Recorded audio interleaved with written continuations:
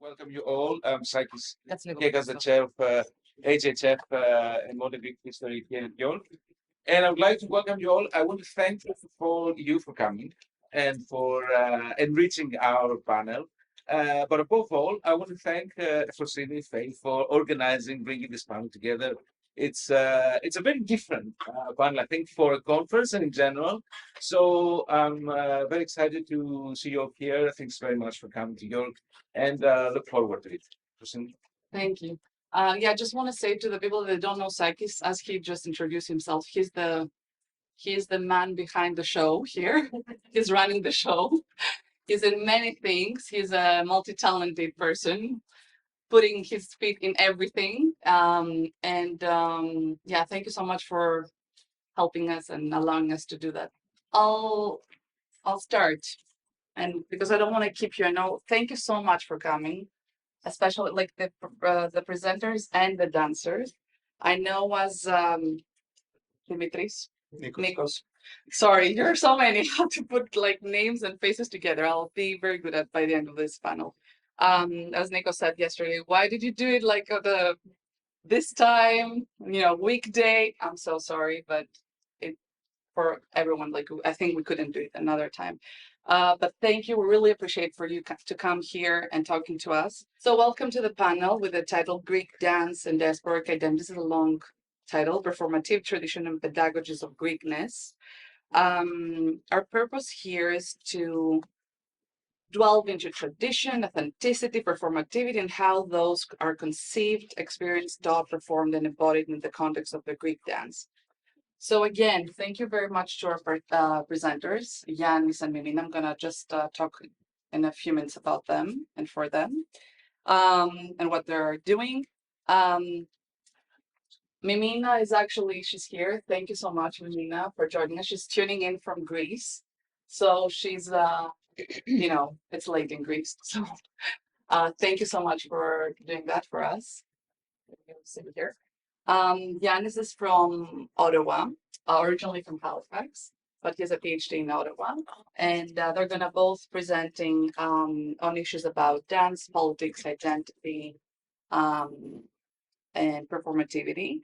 And but mostly, we're so energized and so thankful to you because this is about you and for you, and it wouldn't be, possible to do it if you wouldn't come.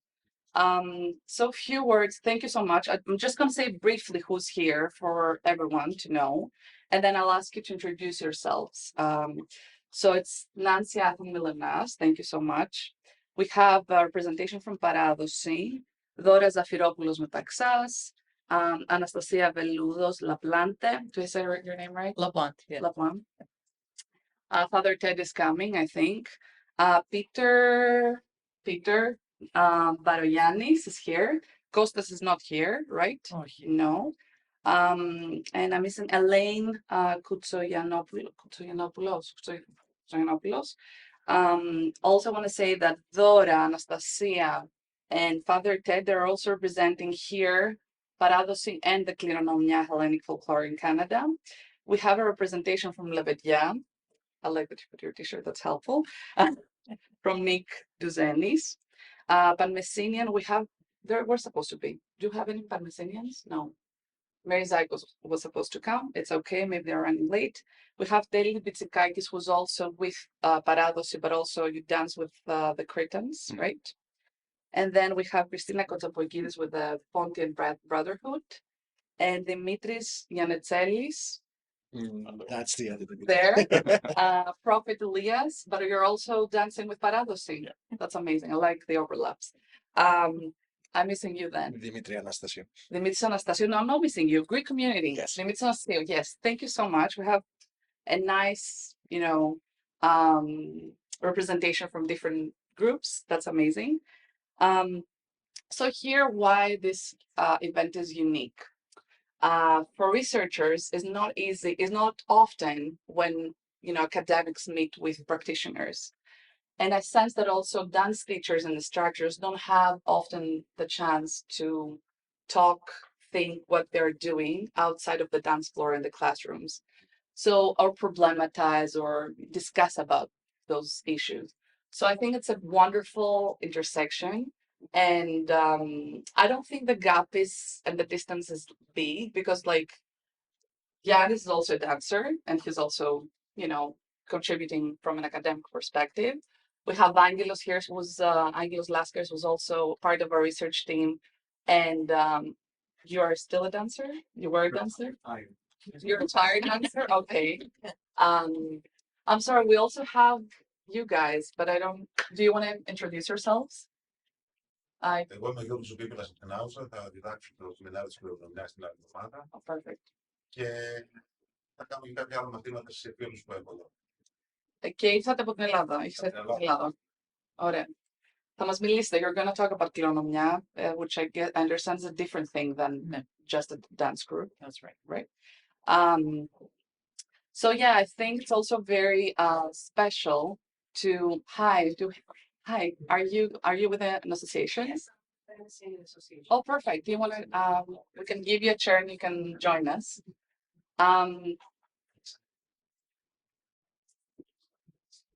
I also want to stress that the richness of this panel is talking about the same matters from different perspectives. So, you know, it's not about who's doing it right or wrong, but it's how different groups perceive and practice tradition and traditional in different ways.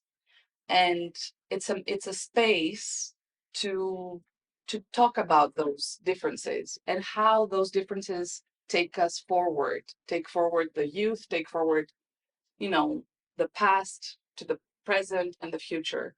And I'll talk a little bit about the idea behind this panel. So two things. I'll talk about how this panel came to be the idea, and also the format about, because this is an experimental panel. It's not a typical conference that we, you know, somebody talks, they don't have a response, or like they have a sort of Q&A. We want everyone to actively participate. It's a roundtable discussion. We're trying to make round the tables physically because the space matters and we don't want to be across each other, but we want to be together and discuss. This is an open conversation, discussion. And what happens is in this project as researchers, we interview one-on-one. Right now, our priority is older people because they unfortunately leave this life and they take the stories with them. So we want to kind of save this moment and their stories. And we go and we take one-on-one interviews. So we said, you know what, why don't we invite, because Greek dance groups and Greek schools, they merge so much from the interviews. And I'm going to explain in a minute why. So this is like a thematic on its own. Greek dance groups and Greek dance, it's a thematic on its own. It has so much to talk about it. We're not gonna cover everything in this panel. We're already, you know, too many, which is amazing. I wanted us to have representation, to have different opinions. But this is like the beginning of something. So thank you for participating at the beginning of something. And if we see appetite and if we see people that they want to talk about these things, that are concerns, there is like, you know, food for thought here. This is going to go further and further. And as we discussed with Telis, we're still here.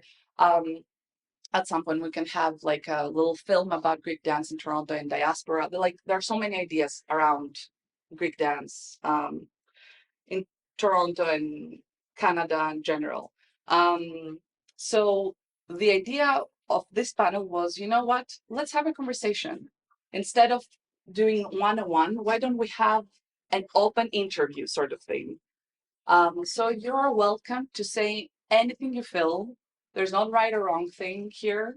We want your opinion, your personal opinion, and you present your associations, your groups, but also yourselves. And it's not technical in a sense that we want to hear about feelings, thoughts, fears, concerns, problems that you see in your groups or things that they bothered you for a very long time and you try to solve them. You know, it's a very personal thing. Dance is a very personal thing. The relationship with Greek dance groups is a very personal thing. You know, it can break a relationship. It can I'm assuming, people have changed groups because of different reasons, or maybe not, but all of those things we're interested in. So as I said before, when we're talking with, immigrants that migrated here, like first generation immigrants, Greeks in Canada, but they migrated here in the 50s, 60s, and 70s. When it comes at the end of the conversation, usually when it comes to their kids, the future, what did they do for their families to maintain a sort of Greek identity, everyone talks about Greek school and Greek dance.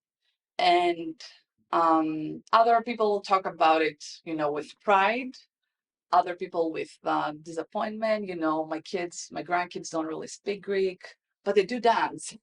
Or like they know, but they're shy. Or, there's always something there. So I find the two, like these two Greek dance groups and Greek school is the pillars of Greekness. It's what has stayed, has remained alive, and still for the next generations today. And where all the hopes and aspirations from the elders are, they rely on them for this Greek identity that their offsprings should immerse themselves in. And I was wondering, as we were talking back and forth with different people about the Greek school and the Greek dance, I was talking about with a Greek teacher, actually. She's retired now. I think she was working at the Greek community, Georgia Rizou, and maybe many of you could know her. And she was telling me, like the transition that happened, like the kids of the first people who migrated here in all the decades, I guess, like 56, 70s mostly, they were teaching the language to them as a first language. So the kids would talk fluently, mostly Greek.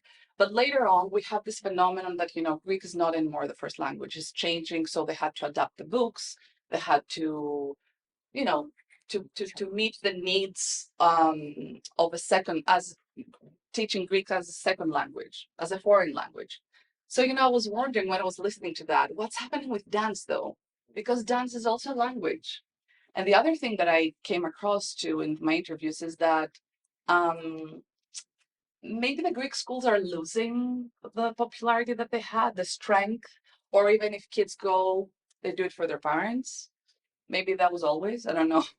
Like you're here to tell us maybe about it, but I feel that, like I know from personal experience, like my kubara here, she has 3 daughters, the youngest, and that's usually how it goes, right? The first child speaks very well English, the second one less, the third one maybe at all.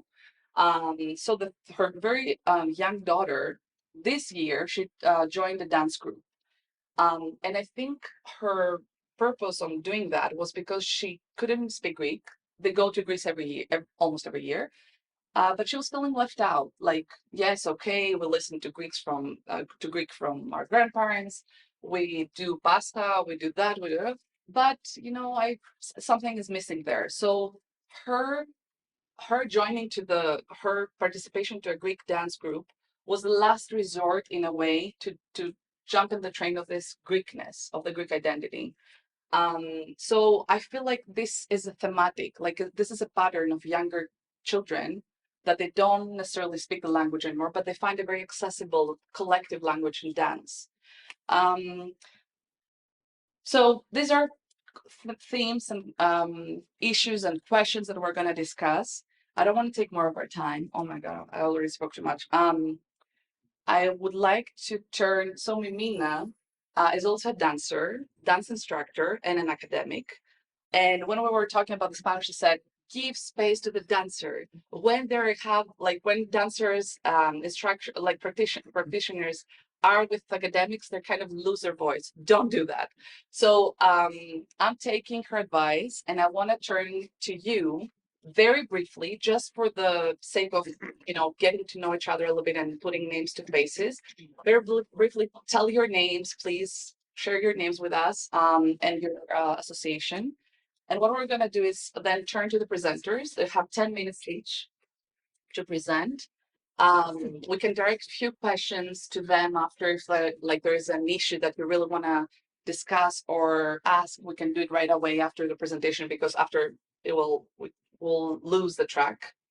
And then the discussion and the floor is on you. Like I will direct some questions. I don't want to dominate with my questions, but I'm going to direct and I'll ask some things about tradition, youth, embodiment of tradition, costumes, all sorts of things, authenticity, and all those things. So please, can we start? Hi, welcome. Good morning. Good morning. I'm sorry, I'm late. Not at all. My name is Penelope Juris Kiraleos. And Nice you're to with meet you. nice to meet you too. Panisinia, perfect. Thank you. Do you want to start from this side and do you want to say your name too? My name is Athena Dercolia Freida, and I'm from the Pan-Nicenian Association. Perfect, thank you. Good morning, everybody. I'm Theodora Zafiropoulos Metaxas, and I represent Pedagogies Hellenic Dance Company and Kleronomia Hellenic Folklore in Canada. Anastasia Valutis LaPlante, currently Kleronomia, previously, oh, this is gonna be fun. Pedagogies co-founded, grew up in the Cretan Synagogue, taught at the Cretan Synagogue, taught at Prophet Elias, taught at St. Nick's, did the Greek schools. Everything. Yes. And I did, this should have happened 25 years ago when I was here at the dance and theater department because that didn't exist and they had an allergy to Greek dance back then. No, that's okay. This is good. The allergy, like the universal, Oh, I like can tell the you some non-Greek Greeks. audience, I guess. Every course, and I don't want to take up time on that, but every class in the dance But we'll discuss department about it more. and in the theater department started with the Greeks. And you have a dance instructor in the dance department. And you also had my instructor from the Cretan Synagogue happened to fight for the same PhD grant. And my teacher got it. So I was ostracized from day one. And everything pertaining to Greek dance, because I wasn't the only dance instructor in the program. And they didn't want to touch anything related to Greek dancing. And that was how many years ago? That was in the late 90s, 96, 7, and 8, 9.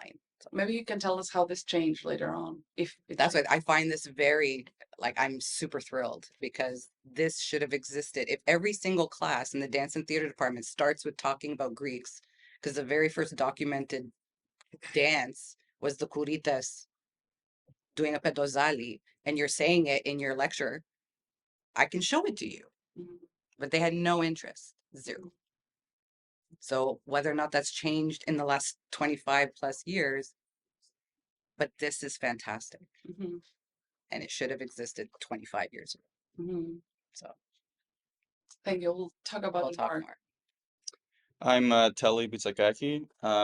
Stacey's been my dance teacher since I was a kid. And I've been dancing in Pedagogies for like 10 years now as well. And the last 2 years I've been teaching, I've been the instructor at the Cretan Synagogue.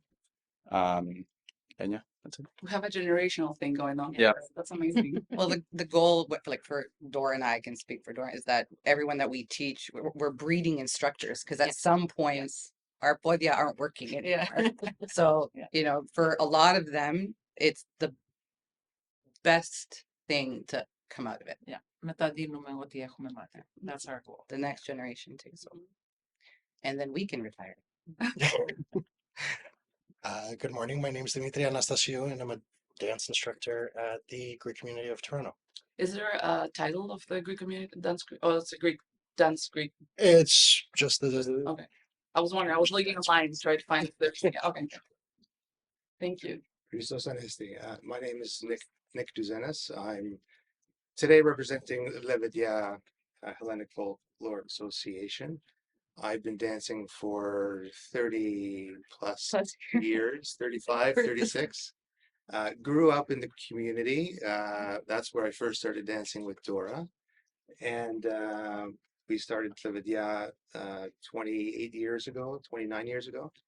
And You started it. Okay. We're all Mhm. together. yeah, and entertaining audiences, sharing culture, and you know, teaching other groups and leading discussions is all about what's important. It's not only the dance; it's understanding what you're dancing. Right. And you talked about a lot of few things, which I can probably challenge you on.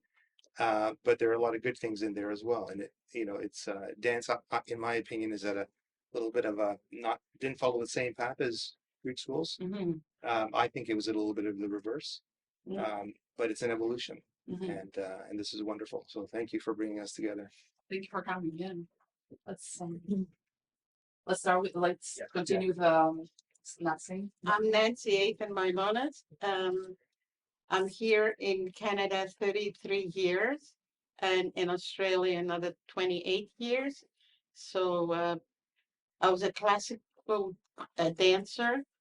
And then when we moved, I was born in Egypt. When we moved to Australia, I realized that, I was Greek from a particular region.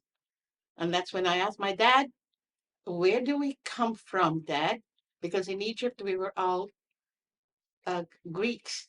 We didn't have the same thing as associations and that kind of thing. And so he said, my mother was from Santorini, he was from Mytilene. And then I said, oh, and they took me to a dance group there so I can meet other Greek girls. And it was the Lyceum, the Hellenic Lyceum. And there I realized that there was dances from all over the place. And so that sparked something in me. And I said, no, I have to research that. So I started my life researching. I put my ballet toe shoes on the wall. And off I went to Greece every year, researching different places. I came here with my husband, who was a diplomat. And I went to the Greek community of Toronto. Most of the kids here, I've seen them growing up. I'm so proud of how dance has merged and how everybody went in their own fields. And an amazing thing is happening right now. So I'm very proud to be here. I'm the youngest, I suppose. I'm almost 80. Next year is my 80th birthday. That's great. So I'm just very proud to be still dancing. I represent Effrosyni Performing and Expressive Arts. I'm in between theater and dance. And I feel that one of our most program that is so important is learning my history through drama. So we pick a historical moment of Greece, and then the kids this way learn about the history, the culture, the dances, and whatever went through, which was so pertinent. So this is who I am. I think you should say your connection with Zabetas too. Oh, Okay, Labetan. okay. Okay, you want me to say it now? Because it fits in the story. I think it's Okay, we migrated from Egypt to Australia when I was 16. And I went to Greece, and that was my first encounter with my cousins. One of my eldest cousin knew George Zabet. We lived in Neralo at the time. And just across the street was Yorgos Zabetas. And every weekend, we used to grab his bouzouki and his cousin the guitar, and off we went under the moonlight, sleeping on the grass. And I would say, oh, we're going to sit there.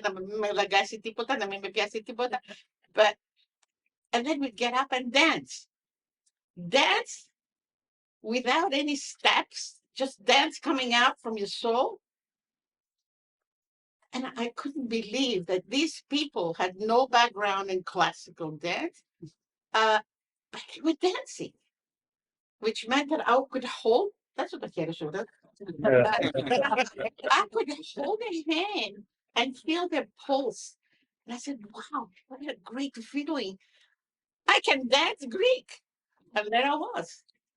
And I was baptized. So I said, I need to research what is this thing, this music that was alien to me because I went to a French school back home, back in Egypt. And so that's what baptized me first. And George Zabetta said, like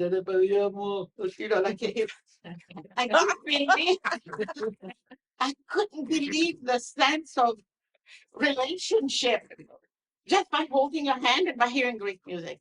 So that's where By hearing this bass voice. people that. Oh, do it again. Please do it again. Yeah, working with Dora Stratou, going to research in Greece for every year. I had to find out who I was, and dance is the most immediate expression of human feelings, which means that I didn't need to speak the Greek they spoke at the time, but that I could get up there and dance and meet people in the choria, in the panegyria. We'll talk about it more. That like, that's what it is, Yeah. and that's why I feel that if children go to Greece with their parents, they have to go to panegyria. You get the panegyric. Otherwise, then they get eligible. They get Yeah, eligible. Okay. Good morning to everybody. I'm Christina Savadaridis, representing the Brotherhood Pondio and Toronto dance groups.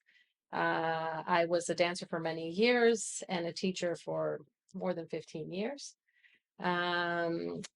For us, it's not only teaching dance, but passing on our history, our traditions. Όπως λέει τώρα προσπαθούμε να τα μεταδώσουμε αυτά στην επόμενη γενιά με την ελπίδα ότι και αυτοί θα αναλάβουν κάποιες θέσεις. And I feel like the dance groups in our community, different for, κληρονομιά and παράδοση, and maybe some other groups that are specific, like Leventia, that are specifically dance groups, αλλά σε εμάς που είμαστε μέσα από συλλόγους και οργανώσεις, I feel like the dance groups are an entry into that. So an absolutely important element of our culture, but also, especially for us σαν πόντιους, πιστεύω και για τους κριτικούς και για τα άλλα τα εθνοτοπικά σωματεία, we hope that our youth will come in that way, but take on other roles within our associations and our communities, because we see them as our future leaders. As Bondi, it's a vital part of who we are. And as Greeks, obviously, dance and music is a vital part of our identities. And we use that as a tool to teach many different things. So history and tradition. Right. And I feel like a very short comment. I feel like when I was interviewing Podius, that music and dance is very close together, more maybe than other places in Greece.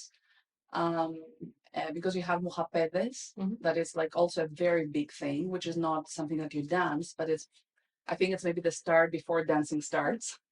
And I sense that in the Podiaka Spitia, the dance was happening always, like in every occasion, maybe in other like Greek houses, but I feel like Podiaki Hoi, they bear a special trauma too. Yeah. Like it has a little bit of more of the pain.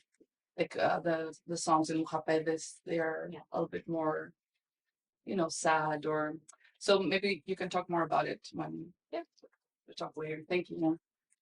My name's Peter Barayani. I've been a member of Paradosi for 10 years. I also teach in Oshawa with Neokima Dance Group, and in total been dancing probably close to 15 years now. Great, thank you. Dimitri Yanatseli. I've also danced with Paradosi, been there for probably just over 10 years now. And then I'm an instructor for NEG and out of Profitilia in Mississauga. Which is also a big group there, is it? The program is over 100 kids now. Yeah. My name is Elaine Koutsagianopoulos. I'm a member of Paradosi. I'm also an instructor for Paradosakia. I've been dancing under Dora. She's been my instructor since 1992. So we've been together a long time. And I've taught at St. Nick's. I've taught the Panmessinians, All Saints. We've been everywhere. So there's pretty much. overlapping. There's a Yeah. lot. Discuss about it because people, I think, that they're not in dancing, they don't understand that. We feel like, oh, you're from Crete, you're going there. So you should. When we talk more, I would like to hear more about how the mobility across the organizations and associations. Okay, I wanna now go back to. I'll start with Emina because it's late, so I don't know if she can say all the entire time with us. Emina, do you want to mute yourself? Can you? Yeah, okay. I'm on the first one. Yes, you will be the first one. I'm gonna just say very briefly, Almina sent me a very big bio because she has done many things. Let the bio go. But okay, I just want to say that you have taught academically in universities, anthropology, and she has her PhD on dancing. Um, you can talk a little bit about your relationship with dancing and before you start, if you want. I'm gonna stop here and then I'll let it to you to say whatever you think it's related because you've done many things. And there are some that are more related to dancing and some that they're not so much close to the dancing. So I don't know where you okay. So I leave it to you. And this is maybe not that So much. Είστε περιβόλοι. Δεν ξέρω να το πω αυτό στα αγγλικά, θα το πω λάθος. Scatter or something like that. I don't have words to speak at the moment because all of you, you are so you have fresh sense. You are of Greekness, which is full of cosmopolitanism and full of love, which is so important for being everywhere in the world. I mean, you brought to my mind a very good friend of mine. She's living in Scotland and she's married with a British man. She's a little girl, she's half British and half Greek. We don't have community like you in Scotland to share with other Greek people the love, the nostalgia, the interest, but they're trying hard to think, to talk about Greece as you do through films. They play with films, Greek films, probably you do the same thing. In particular, I can speak a lot of Greek cinema, Alexandrakis, etc. And also, she has this feeling, as the lady told us about, please go to festivities in Greece. This love, as I'm feeling from you, and this is a very strong feeling for me at the moment, reminds me, Bella, the little girl, who does not only care about learning movements, she's a very good dancer. First of all, she has a great, great care and love for the village, which is a village close to Revenant. For the festivity, she is almost 9 years old and she can help in every process of the festivity. She's like a coordinator with the president and the rest of the community. When she feels safe that everything goes well, she gets into the dance.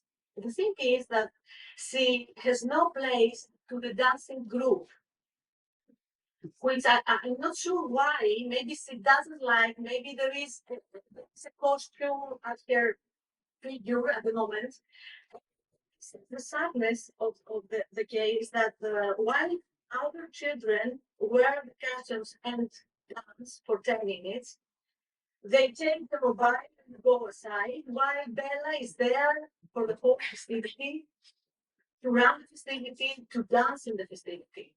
I'm thinking that Bella has something like you. I cannot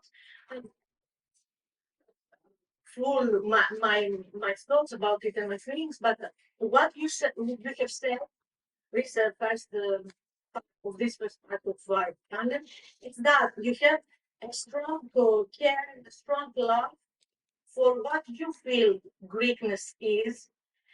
You bring to us your Greekness, which is multiple, which is more than one side, and which is so πολύχρωμη και μυρωδάτη.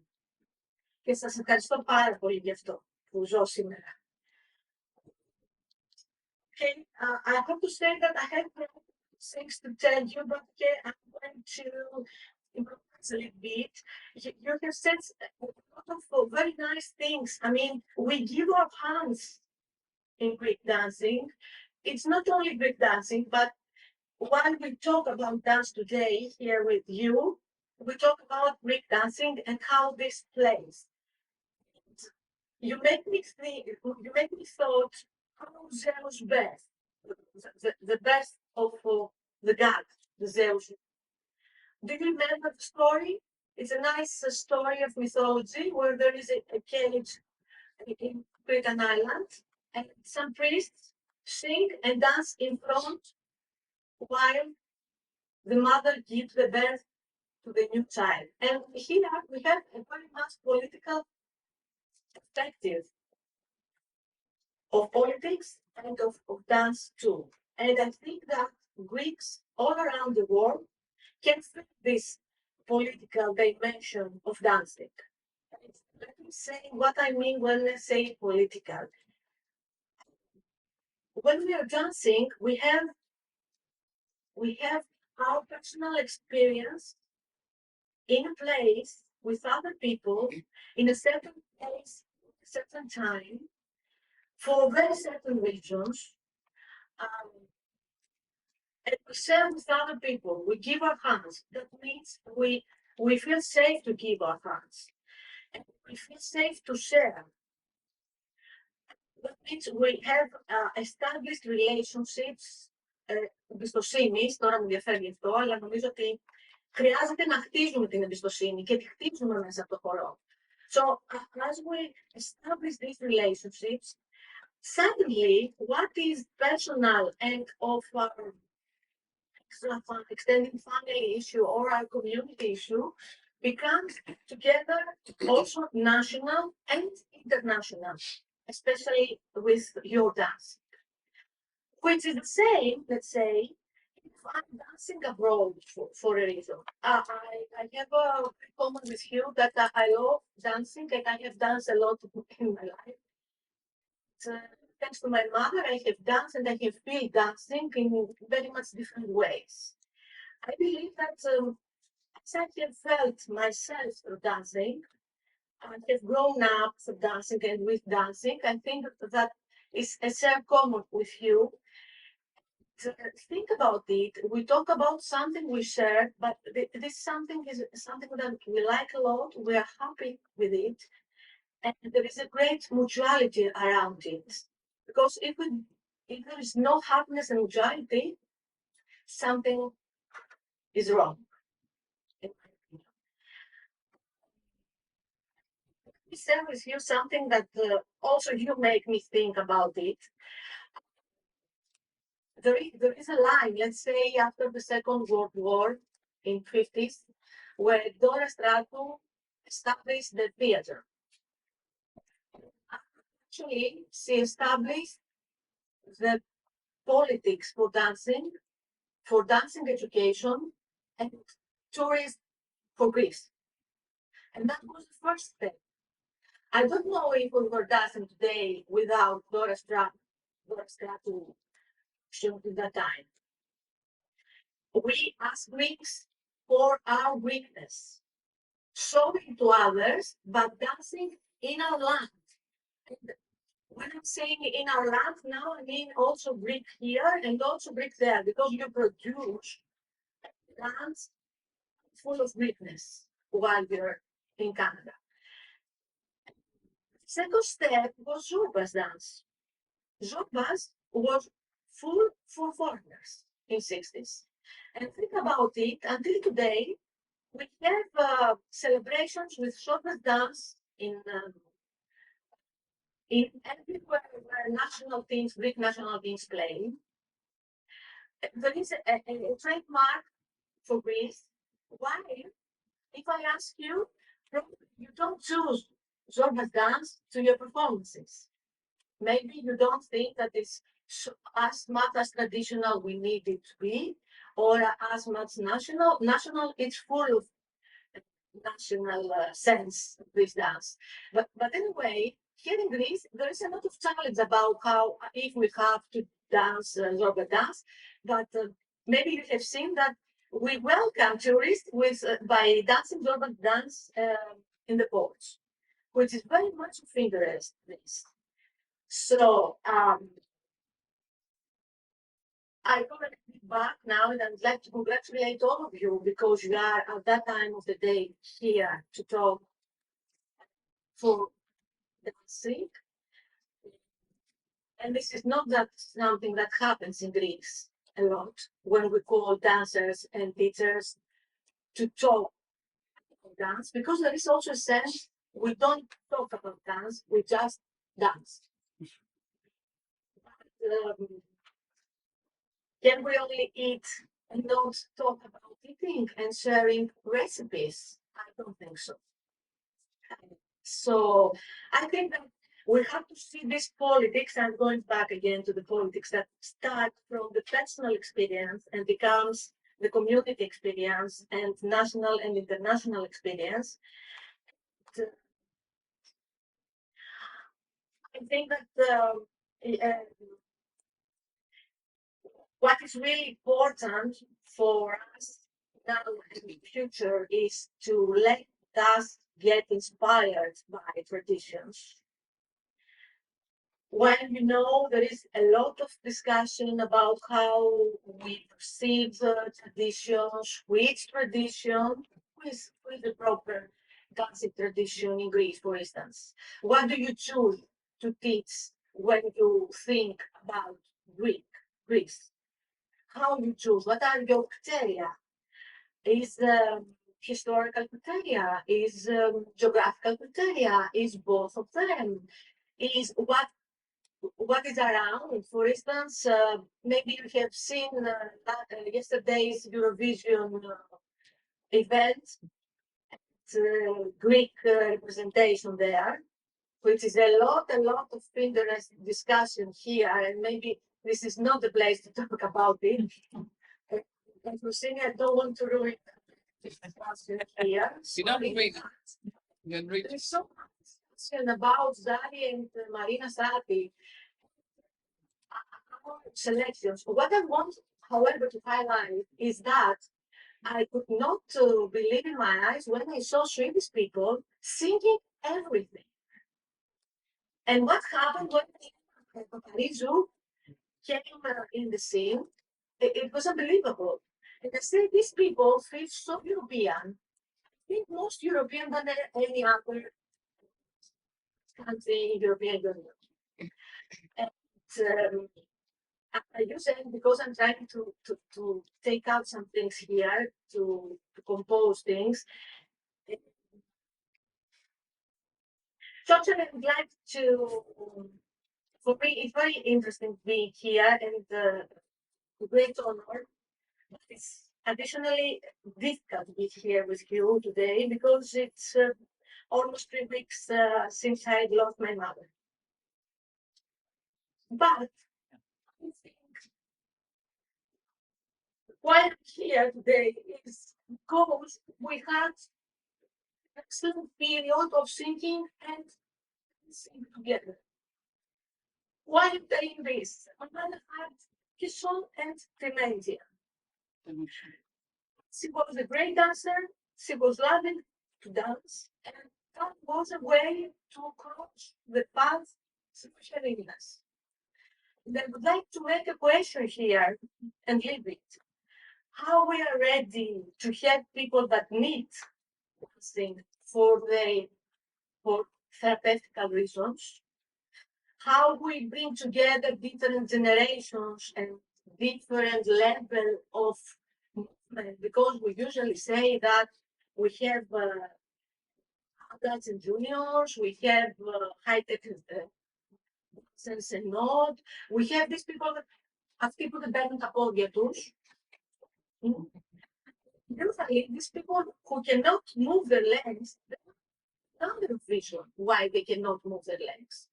But still, they can be part of our community by singing, dancing as they can dance, and they can have this mutuality and this happy which we want to share. And I decided to talk to you about this because I can understand that dancing for you is not just having fun with your body, which is very, very, very important. But because I believe from what I've heard until now that you you become yourself, you become your Greekness self through your dancing in this community. And of course, I know that it's not everything happy and joyful. Of course, there are a lot of things sometimes for several things.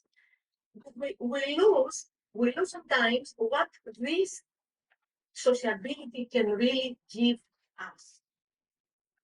And this is a life with how to say, it's a sociability, it's responsibility for each other, it's concerning, it's care for what we believe that we have commonly there. And we don't know the rest because everybody, we have the first day in the group. Okay. We don't know everybody, we're not friends with everybody. But this is not a problem to attend a new group. That's why it's so political dancing. It's not about right movements. Dance cannot be out of social and cultural background. It's empty without thinking what is around it. Of course, I can say that as I have been in festivities and I see different generations dancing much different, because my grandmother has not shown her leg from her dress, but I can wear trousers or can wear short skirts, and this is not something that I have to be embarrassed. So it's so different to dance. If we could turn the time and go and 20s, for instance, it's much different to understand how people were dancing at that time, and it's much different for them if they could see us today to understand how we dance today.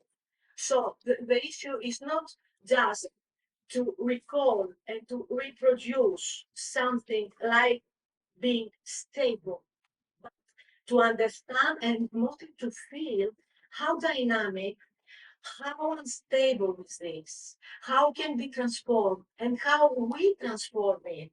Because every time we dance, it's our visions and icons from our grandparents, from our friends.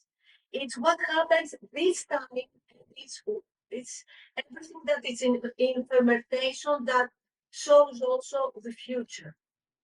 When we dance, in so many things inside our movement, inside our and inside our mind, which is not just keeping steps in line.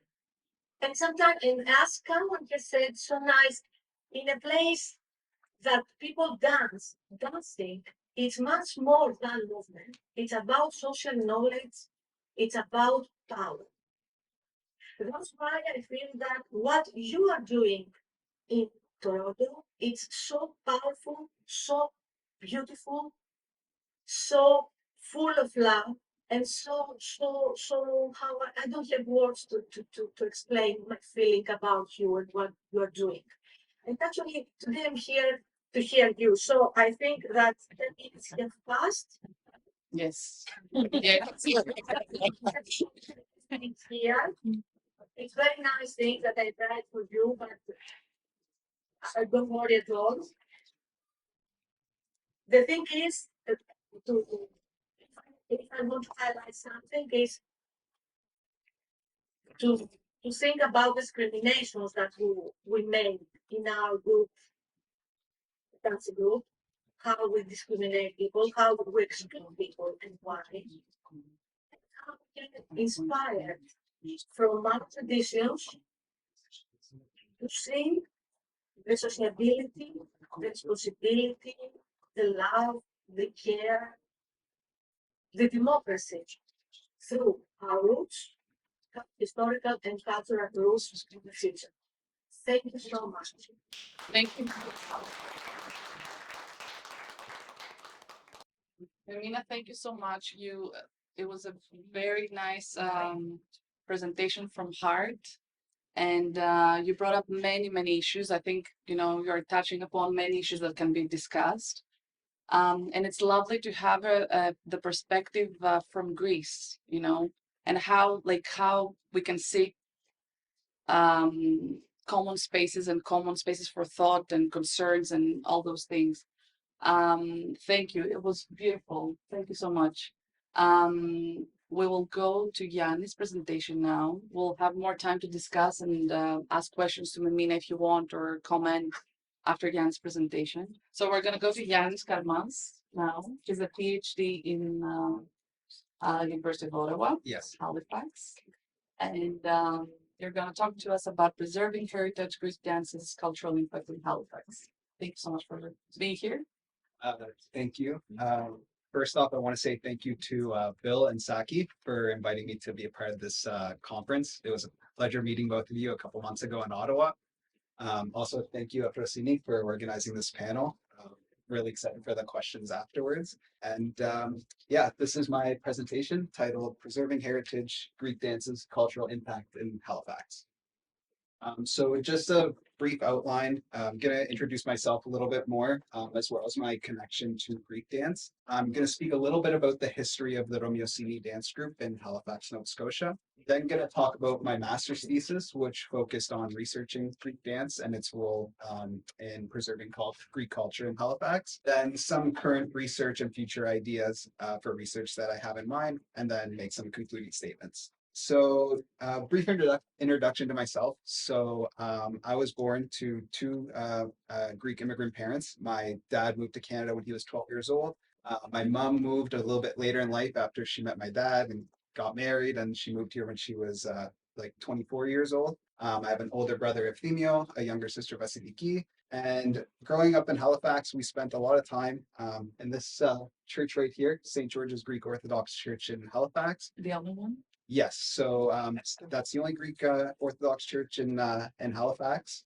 We have the one Greek community there. Our community center is attached to the church, and we spent a lot of time in Greek school, as I'm sure many of you have as well.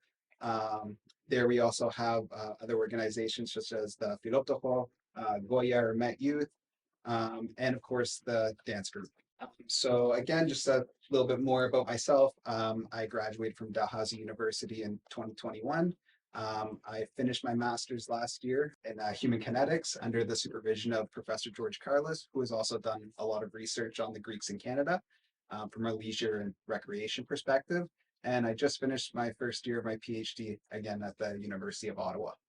So connection to Greek dance. I'm not sure if this can be related to everyone, but Greek dance has played a very important role in my life.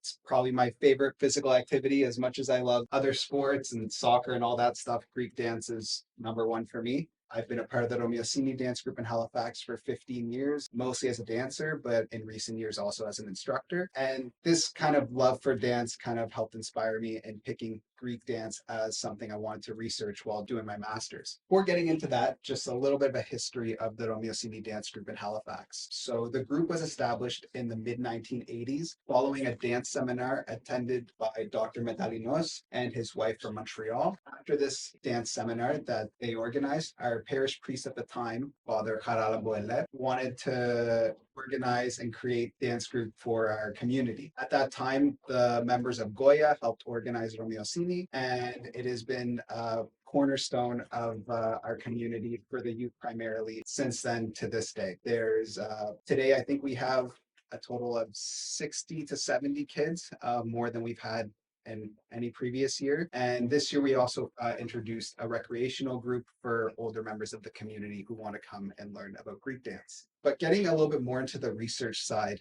So again, with my love of Greek dance and where my supervisor has done a lot of research on Greek Canadians, we kind of got this idea to research Greek dance. And the purpose of the paper was to examine the relationship between ethnic cultural dance, ethnic cultural maintenance, place and belonging in a multicultural society. For this project, we spoke to current and former dance teachers of the Effrosyni dance group. In total, 16 interviews were conducted. Teachers were required to have taught in the group at some point over the last 10 years and to have taught for at least 1 year. While I could go a little bit more into some of the academic stuff. And if anyone has any more questions about methodologies and that sort of thing, I think the more important part is to speak a little bit of the results from the study, because I think it fits into some of the conversations we'll have today. After speaking to all the participants, the dance teachers in this study, the goal was to understand the individual perceptions and experiences of all the dance teachers with regards to Greek dance and preserving culture, and then going through the data afterwards and trying to find similarities, differences, and that sort of thing. So one thing that was overall said by all the teachers was that the primary role of Effrosyni is, of course, teaching Greek culture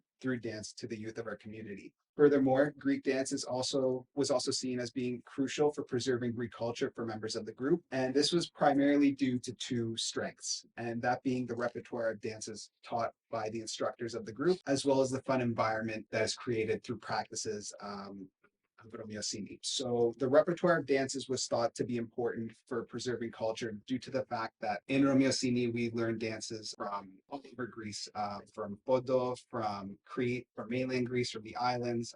In the past, I think they've done Cypriot dances as well. And while we learn dances themselves, it also additionally adds information with regards to the geography of these places, the history of these places. Some kids even benefit from learning a little bit of the language through the songs and the different dialects of the different songs as well. And the fun environment was seen as a strength due to kids sort of so sometimes kids might be forced to go to Greek dance maybe to start, but as they start dancing with everyone, kids sort of form bonds, they form friendships, and this keeps kids not just involved in dance, but involved in the community later on. And then finally, another important result was also the way Greek dance adds to multiculturalism in Halifax. Again, most of this stuff I can only really talk about from Halifax, but I'd assume that it probably is something that is connected to other dance groups as well. But multiculturalism also contributes to multiculturalism through the way that Greek dance is one of the many ways we can showcase our culture to the greater community in Halifax. So in terms of current research, right now I'm starting to look at a little bit of the administrative side of the dance group in Halifax,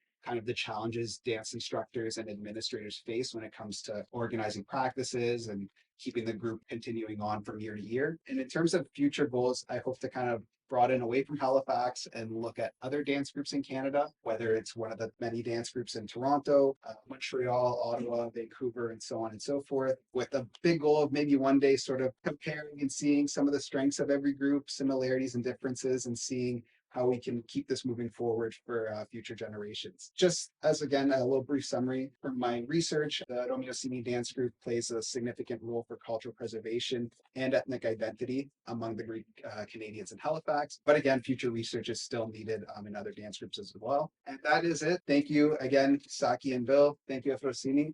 I look forward to discussing more with all of you as well.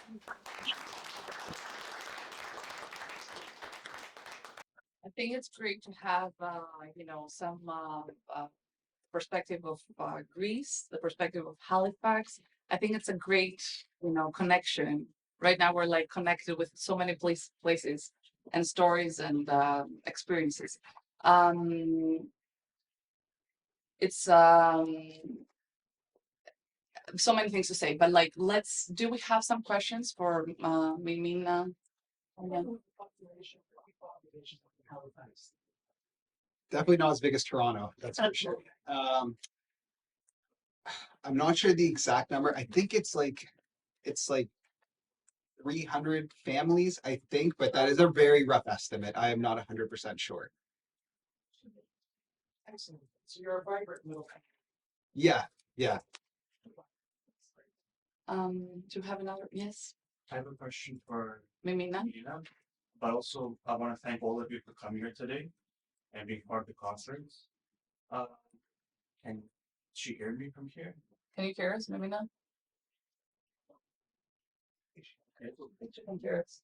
So there was a time in Greece during the 90s, I believe, where the Dimotiko Tragoudi Ketokoro was basically not frowned upon, but if you were involved in that, you were considered Furio or a Vlapo per se. Now that completely has changed. It's a 360 movement where you see a lot of the younger generation involved in the Δημοτικό τραγούδι και χώρο. Why has that changed and where did that shift come from? Thank you. I don't see you, but anyway, thank you very much for that question. As you can understand, this situation is not at all simple at all. I mean, if we will go back, I mean,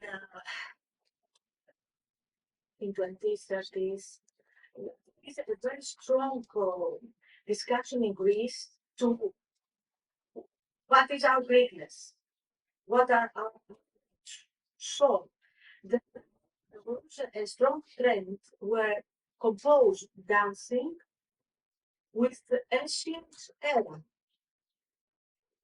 I was before 1 month in Rantou in a lecture, and people feel that if you see a statue, an ancient statue like this, it's a kind of figure in a dance like this. This is totally empty of logical. I mean, what we see in ancient statues, it's the inspiration of the artist. We cannot say that this is dance. We can imagine, but we cannot say this is the Greek dancing and today we do this thing from that time. However, there is a lot of discussion and a lot of trial to make this connection for political reasons. I believe that we dance today because this is very strong still today in Greece. Europe needs the ancient roots for here, and Greeks can give these roots. Dancing, and I share with you all this feeling about dancing. But if we stay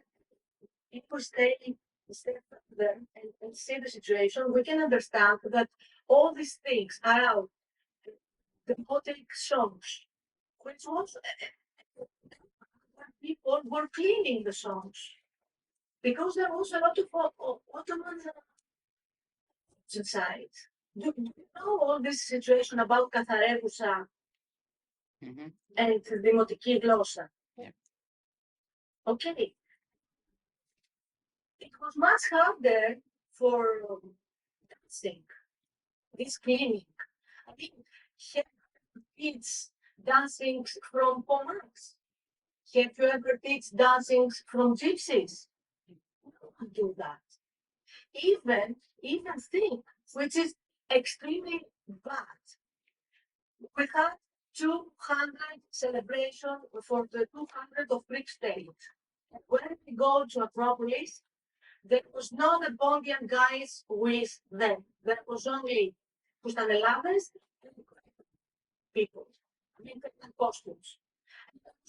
And they say, why? We're not part of this thing. So you understand that, again, politics and state politics imbued to our discussion. So when we say δημοτικά τραγούδια, λαϊκά τραγούδια, σλακά, είναι αυτό που λέμε χάνει μάνα το παιδί και το παιδί τη μάνα. I mean, sorry for Greek-speaking people, but I'm mixed, non-Greek. For people that don't understand Greek, because I make Greek also. Don't worry. It's full of symbolism, full of politics here, and nothing is wrong for my point of view. Everything serves a different discussion, a different discourse, let's say, because we have to say that we're elephants.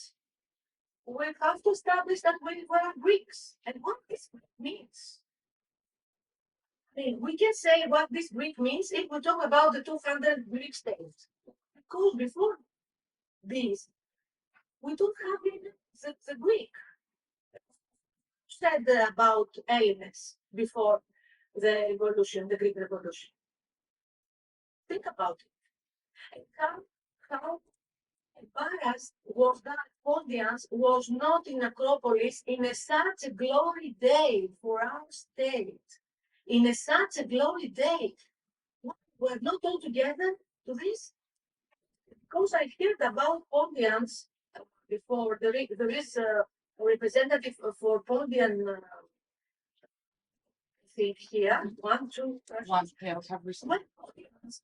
Something said that Effrosyni about it. Audience is very special situation because Pontians have to establish themselves in the Greek state all this year after the genocide. They have to establish by saying Pontians are ancient Greek language. They open the sire to be similar to other sires. So you can understand the tense and the conflict, which is produced everywhere. We have to. It's very important what the Effrosyni, yes, I close it. What the Effrosyni do today here, it has a very anthropological point. Because all of you are here in the same line. In whatever you say, it matters. Because in anthropology, what people say matters. Thank you. Thank you, Mina, again for your answer. Anything else for yes? Γιατί λεγόταν λάκι τη δεκαετία του 60. Πρέπει να ξέρετε ότι τη δεκαετία του 60 υπήρχαν οι νεοέλληνες. Και στις μεγάλες αστικές πόλεις βασίλευε το rock and roll. Και νομίζαν ότι γίνονται μοντέρνοι και νομίζαν ότι όταν όμως παιδιά σαν και εσάς μάθαν την ιστορία του χώρου και μάθαν την αξία του δημοτικού τραγουδιού, αρχίσαν να γίναν οι δάσκαλοι και τα παιδιά, όλα τα παιδιά τα υπόλοιπα, στα σχολεία, στα αυτά, αρχίσαν να μαθαίνουν. Υπήρχαν παραδείγματος χάρη σε κάθε πόλη, υπήρχαν ένας πίπιλας στην Άουσα, ένας ασβεστάς στη Βέρεια και ξέρω από πολλές πολιτείες υπάρχουν δάσκαλοι στην δική σας ηλικία. Και είναι αυτοί που έδωσαν τα φώτα, αλλά επειδή ξέρουν την ιστορία. Είναι ο Έλληνες εκείνης του 60 ήταν ο παιδί του rock and roll και του καινούριου που είχε βγει τότε. Λοιπόν, η αξία όμως του δημοτικού τραγουδιού και του χορού φάνηκε όταν μάθαμε την ιστορία του χορού μας. Και όταν τη μάθαμε την ιστορία του χορού μας, από εκεί και πέρα άρχισε όλος ο ελληνισμός να αγαπάει και να θέλει να βλέπει δημοτικό τραγουδί και χορό. So I'll take this comment to go back to our dancers, to dance instructors, and ask, because we want to know more about your stories and your connection to the Greek dance. And as Nancy did before a little bit, she mentioned her exposure, her first contact with the dance. I want to hear more, how did you learn the history of the dances? How did you, what was the first memory of yourselves with dancing? And I'm very curious to see if also that was outside of an organized Greek dance group. Do we have such an experience here? Because like living in Greece, not maybe in the cities, but like in the villages, you know, somebody has birthday, name days, dance and organa and like music can happen faster, more like on a more spontaneous note, let's say. And I'm wondering, like, I know Boldi have that more in their houses than they used to have. It was a way to, you know, just to maintain their identity within their houses too. But like, what is the story of everyone here? So, please, we want to hear for you and about you. You know, first exposure to Greek dance, etc. I can kick that off. If you think so. Yes, we're free to take turns. Yeah, so We're you know, my experience, I'm sure, is very similar to a lot of others, but our parents, when they came here, πολλοί ήσανται λίγο αγράμματοι. Δημοτικό σχολείο, maybe some high school. They came right from, you know, 15, 16, 18, 21-year-old. Ό,τι είχανε και ήρθανε. So they were wanted to pass along their culture and their history to their children, just like we do today. And the two elements that they were able to bring was the language, so that created the Greek schools, the dancing, whatever level of skill level they had. And that's important to understand. Especially when we talk about authenticity later on, was like Sure, yeah. So maybe a then there's picture. τα τραγούδια, τα παραδοσιακά. Τώρα που πήγα στο χώρο να τραγουδήσω θέλω, αυτά τα τραγούδια που καθόμαστε στο τραπέζι. So that's what they would pass along. Sometimes that was dismissed. But in particular to Greek dancing, it started a lot of times in the house, dancing around the coffee table on somebody's name day. And my dad dancing Kalamatyono with his six step rather than what we know today. But that's that because he had a little bit of, he was taught by somebody that just knew that portion of dance. So that's where it all sort of started. In Toronto, we were blessed to have the Greek community of Toronto as a staple organization to be able to offer these type of programs. So it gave me an opportunity, for example, to meet people like Dora and dance 34 years together. Organizations like that in the Greek community of Toronto is so vitally important to why we are all here today. And then you had the ethnotopiki silogi, which come later. Which some were before and some were later. There was an intermingling, but they were not well organized. They may not have had Greek schools and dance programs. It was the Greek community of Toronto, as far as I can remember, being a staple organization that had the foundation, that laid that foundation. And whatever skill level people had, they were offering their knowledge and teaching it. And we would huddle around the table watching the Dora Stratu videos and whatever we could pick up and learn because we wanted to learn more. We had this craving, this thirst for it to understand, because everybody wants to know, where did I come from? How did I come to exist? Where did my father come from? I sat down, I did a 14 generational family tree on Bristol board before the internet existed, because you want to understand where you came from.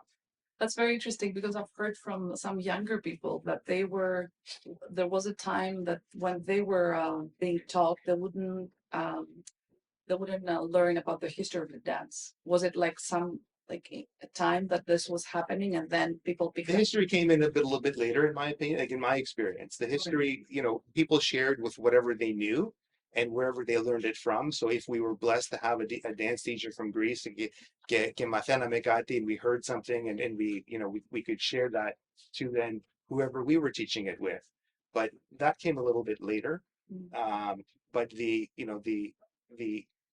interesting piece of it, and it was one of the questions I was going to have for Halifax, but politics is an element of Greekness. Dancing and language are also elements, but politics is something that is a curse and a blessing for Greeks. And the politics in Toronto, unfortunately, has impacted many of the organizations, from the Greek community to the Ethnotopicus Logos, etc.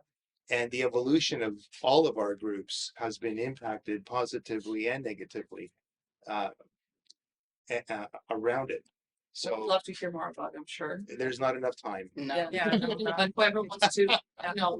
And I would like to echo on Nico's foundation here. So I remember growing up, στις γιορτές, όπως έλεγε ο Νίκος, μαζευόσανε όλοι στο σπίτι μας. Εμείς τα μικρά θα πηγαίναμε απάνω, κοιμόμασταν, αλλά ακούγαμε μυρολόγια που λέγανε οι δικοί μας. Right? And I remember, στα κάγκελα, I would just sit there and listen. You have it inside of you. You're born with it. If you really, really love your culture, I really believe you're born with it to do further research. Well, those days created an interest, right? It created an interest. It was the foundation of what is today. The word love was tossed around. It's beyond love. It's passion. Oh, see, I could totally argue against you guys, and I love you all, but that's a different story. I don't know, for me, I think for all of us, it's a passion. Like my wife just doesn't understand. She just doesn't get it.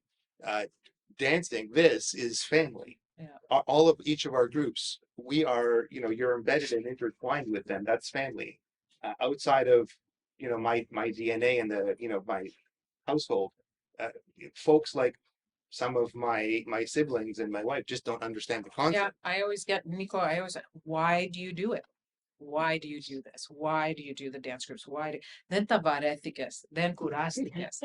But in all honesty, like we, Paradosi did a collaboration with the Pondi this year. We're teaching our youth Podiaka. We wanted to collaborate together so they can understand the sound, the music, the instrument, the costumes, you know, because Christina and I, we've had many conversations, and with Nancy, we brought our group Paradosi dance for the Mytilene this year, you know, and it's just so they understand the feeling, they understand the times. And you know what, maybe we'll get 2 or 3 of those kids to become future instructors, you know, hence here we go, you know. But that's the thing, right? We've Yeah. been, you know, the whole a piece of that has been to be an inspiration Yeah. to every other generation And of that's the dancers. key to it. And That's yeah, why I was saying I was like, that's one I of the can big disagree things, with right? the So whole we love and here, passion and all of that. That's the key. I really believe our that passion we are formed. we for the love. It was really, it's been transformed to be that inspiration. It's the So why. every time, What's you know, everyone's why? like Mhm. you. Oh, we I don't love know. it. Yeah, I don't know I how, you know, how it is today, but Yeah. if you think back 25 years ago when we were stepping on the dance floor, you know, that energy, Yeah. that energy, Yeah. that sense of being proud, and for that 30 seconds, you're capturing the audience, because the audience has an attention span of a goldfish. So, but that sense of energy that you have, that adrenaline when you're on stage, det blir graffete. That caravan helped a lot. Caravan Oh, was yeah. awesome. Amazing. Caravan, Yeah. great. Yeah. Our entire, like at least for the Cretans, growing up with the Cretans and the Pontians, like we had this like, all of us. so Cretans, Pontians, and Cypriots are like the uber fanatical of their own region. So I can appreciate the Greek community, the church groups, and everything. But when you're part of a specific silo, and I'm going to speak for the Cretans because that's what I grew up in, there's pros and cons. There's nothing else outside. You're not Greek. You're Cretan first, Greek second. Like it's one of that kind of That's mentality. in Greece too. So I've heard of that. it's we this, look like that here, but in Greece you make it like It's that. that like teaching at the That Cretan exists everywhere. Silogo, There's like that they're bit not of- interested in anything else. Like they could care less. Like unless they're part of a church, To that's all this they want to day. know. To this day, the Cretans. Well, this is what we've been trying to change, because now we have dancers that are part of Prophet Alliance or part of a church where they get the exposure, and it's like, dude, both of your parents aren't from Kriti anymore. Yeah, but you don't have to change that though, because that creates a little bit of competitiveness, right? It could, at the same time, camaraderie. And I can appreciate that, but should- when that should Crete disappear. musician, no, but and again, there's the evolution that you talked about, right? So now it's not when you go to a critico joro, and I'm sorry, Nancy, we'll jump back to Caravan on that one. But when you have a critico joro and you have the musicians that come, where Palya back in the 90s, early 2000s, like it was monocritica. But these musicians, they don't do that. Παίζουν ποδιακά, παίζουν νησιώτικα, παίζουν λεβέντικο, and they can't do a ballo because nobody's taught them. So Yeah. my point is, okay, θα σου δείξω 2 πράγματα 15 minutes before class. So when we have a choro, it's not me dancing a ballo by myself because my dad's from Andro. You know what I'm saying? It now, and again, we're going to get to the whole why. These generations, these dancers, I mean, to compartmentalize everything in my head over 25 years of teaching, there is now a responsibility to show them more than what we So open have the been. curriculum, you mean in that sense? Because that was one of my questions. Like what? But Caravan was fantastic for Can you explain that. a little bit So to talk us to that we don't know Caravan. what's caravan? Because I think Yes. many people don't know. Can I just say something? please. In answer to Nico, I feel that the associations that were established at the beginning here, αυτοί φέρανε όλα τα ίδια και θυμά τους. And that was very, very important for the Very. rest of life. Right. Γιατί πήγαινε στο φορό των Κρετών, έβλεπες αυτό, πήγαινε στους πόντιους, πήγαινε παντού, and you saw something different. So if you were prone to that love dancing, άρχισες και ρωτιώσουμε τι γίνεται εδώ πέρα. You know, what's happening? That I think they gave the first instigation, and then seeing the original people, άνθρωποι που δεν ξέρανε να χορέψουν κριτικά αν ήταν Θεσσαλοί. And it became a very big issue. Like, for example, when I started teaching Cretan outside of the Silogo, The Cretan Silogo. the whole, like, Alasteo Cosmos. From the Cretans or From the Cretans. I taught Enyaforana Pedya Cretan Sirto. And I had to sit there and say, okay, Bobby, okay, what figura, and I'll get to my issue about figuras and choreographies, but okay, ποιες φιγούρες ανήκουν στο σύλλογο και ποιες μπορώ να κάνω με τον Άγιο Παντελήμωνα. Okay, αυτά ήταν, because we named them. These are the Bobbies, these are the Effies, these are the Stacys, these are the, they all had ονόματα because, and they're copywritten, and especially with Greek community, there was a huge kodra that went between the Cretans and the Greek community because God forbid another group do kritika. Kesemas, sorry. Right? So when Paradosi did kritika, and it was the same thing when Paradosi did Pontians, like, dude, this is ours. And then challenges, like for instance, like we were doing. There's a pride there. Yuvar Ladum is danced with a Madili, and we have our mentor from Greece who's actually coming to Kliromia as well, Kyriako Moisidi, and we did years of research before we brought it to Paradosi. So this is, and dancing with a Madili, we got criticized. You know, one of the reporters who came to our Koro, and I actually took the book and I showed him the page. Here's the research. How they dance with the Madili, especially in this dance. So and go against he's Pontian, but he came up and talked to us. You know, he said, don't dance with Madilia and Podiaka. It's like, look, on Nico's point, that person may not have been but this is this is the thing. So on Nico's point, our parents brought with us, because they were imagine now when you were a teenager here, what you knew. So imagine now, these are regular teenagers from Greece, point Huda, point there, past all that stuff. When they came to emigrate, we were living the Greece of 50 years ago. And my point with the whole, you know, figuras and choreography, like, you don't know, if you don't know who's teaching you, you could be taught by the village idiot. So even if the guy comes from Greece, because we went through that here, because there was no YouTube, no internet. Oh, κάποιος έρχεται κάποιος από την Ελλάδα. Okay, so right away authentic, like, and then next thing you know, we're teaching Troiro 5 different ways, and we're gonna say, yeah, it's from a different choreo. Yes, exactly. Because we don't know any better, and this is the problema, is that we didn't know any better. So when we're doing different dances that the Silogo didn't dance, again, I'll talk about the Cretans. Okay, τότε ποιος κάνει λάθος, right? And then there's this whole, that's to me where the politics kick in. Just like figuras. Okay, so how come they created figuras 50 years ago, but when we create figuras, κάνουμε κάτι λάθος. Θα σου πω μια κουβέντα τώρα, right?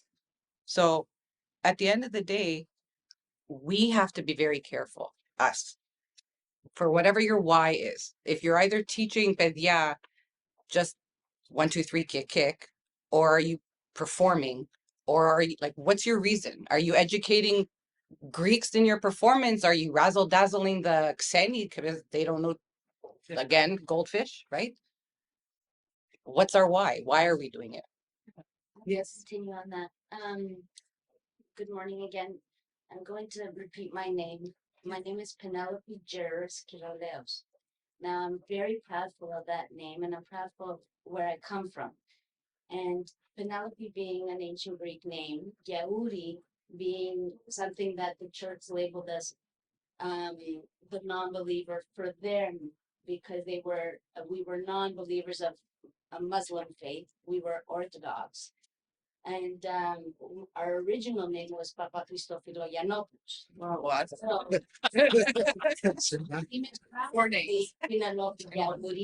Και το κυραλαίο έτυχε in this Canadian land of ours, which I am born from.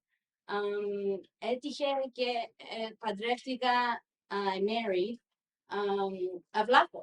So my mother has Corfu roots, where we were told we have to go every August 11th to the Litania του Αγίου Σπυρίδωνα να δούμε the 500 φιλαρμονικές, the bands that were playing music in my life.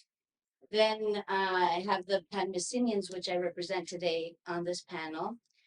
but I am made of a million pieces, having lost my father 5 years ago, having gone through an illness myself this last year, being of a certain age, having given birth to 2 children, being the daughter and the daughter of a shopkeeper. My father started Perfect Leather Goods Limited.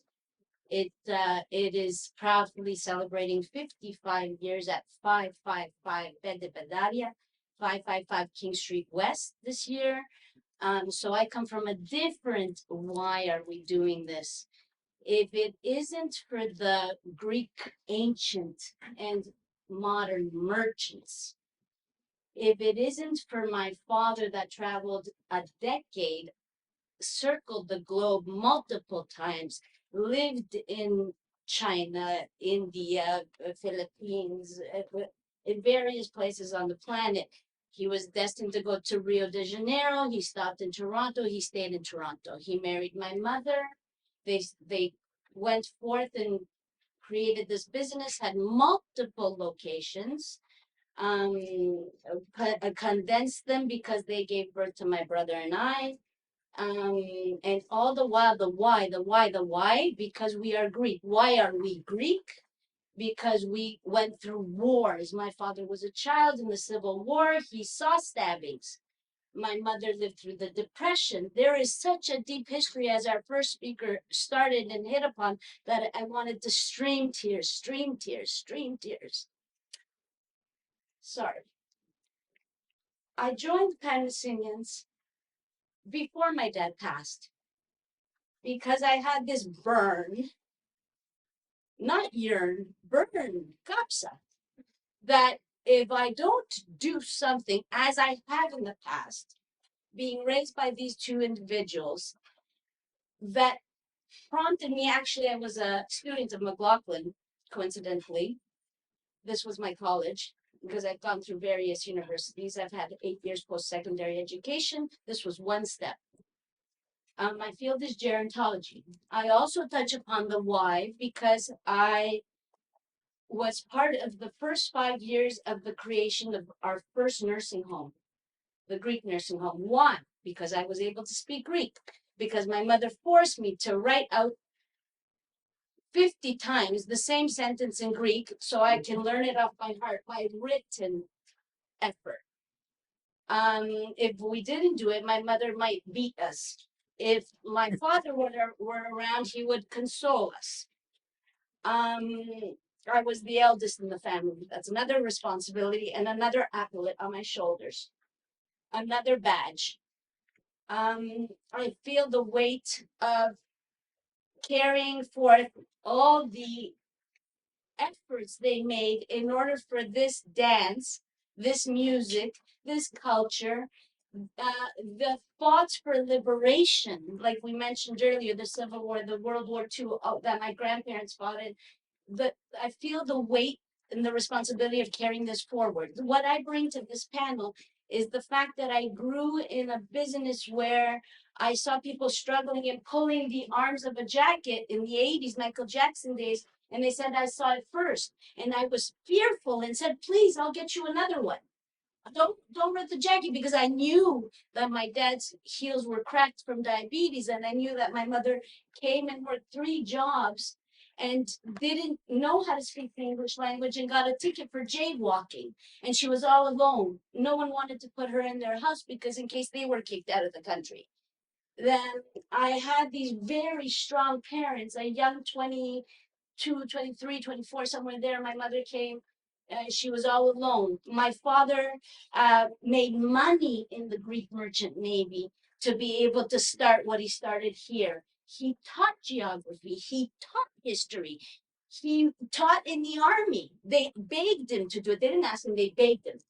He was the one that in the Messenia held the flag proudly the first one in all the marches, because he was the top student.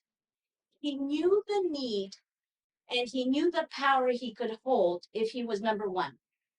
He knew that if you create and you put money in your pocket, because unfortunately, as the priest at St. George a few years ago said, We know that on this planet, we all have to make a living, but let's please make it honorably, honesty, without cheating, without stealing. So by being honest business people, they made their money, they they put it in their pockets, but not all of it. Not all of it. That money was given tenfold back to the community, back to dance groups, back to associations, back to anyone, the police, the sick kids, the whoever came and asked. We are not just part of the Greek community here in Canada. We are part of a greater community. But we don't forget our Greek community, because if we don't help ours, who is going to help us? And Miss, we were raised na poname, because our memis de poname, we are not paying for our people. Who the hell will? Excuse my language. Who will? The person that doesn't understand us. That's why it doesn't matter whether you marry Greek or non-Greek or whoever becomes part of your family. You must get them involved. How did my parents, why, the question why that rang in my ear.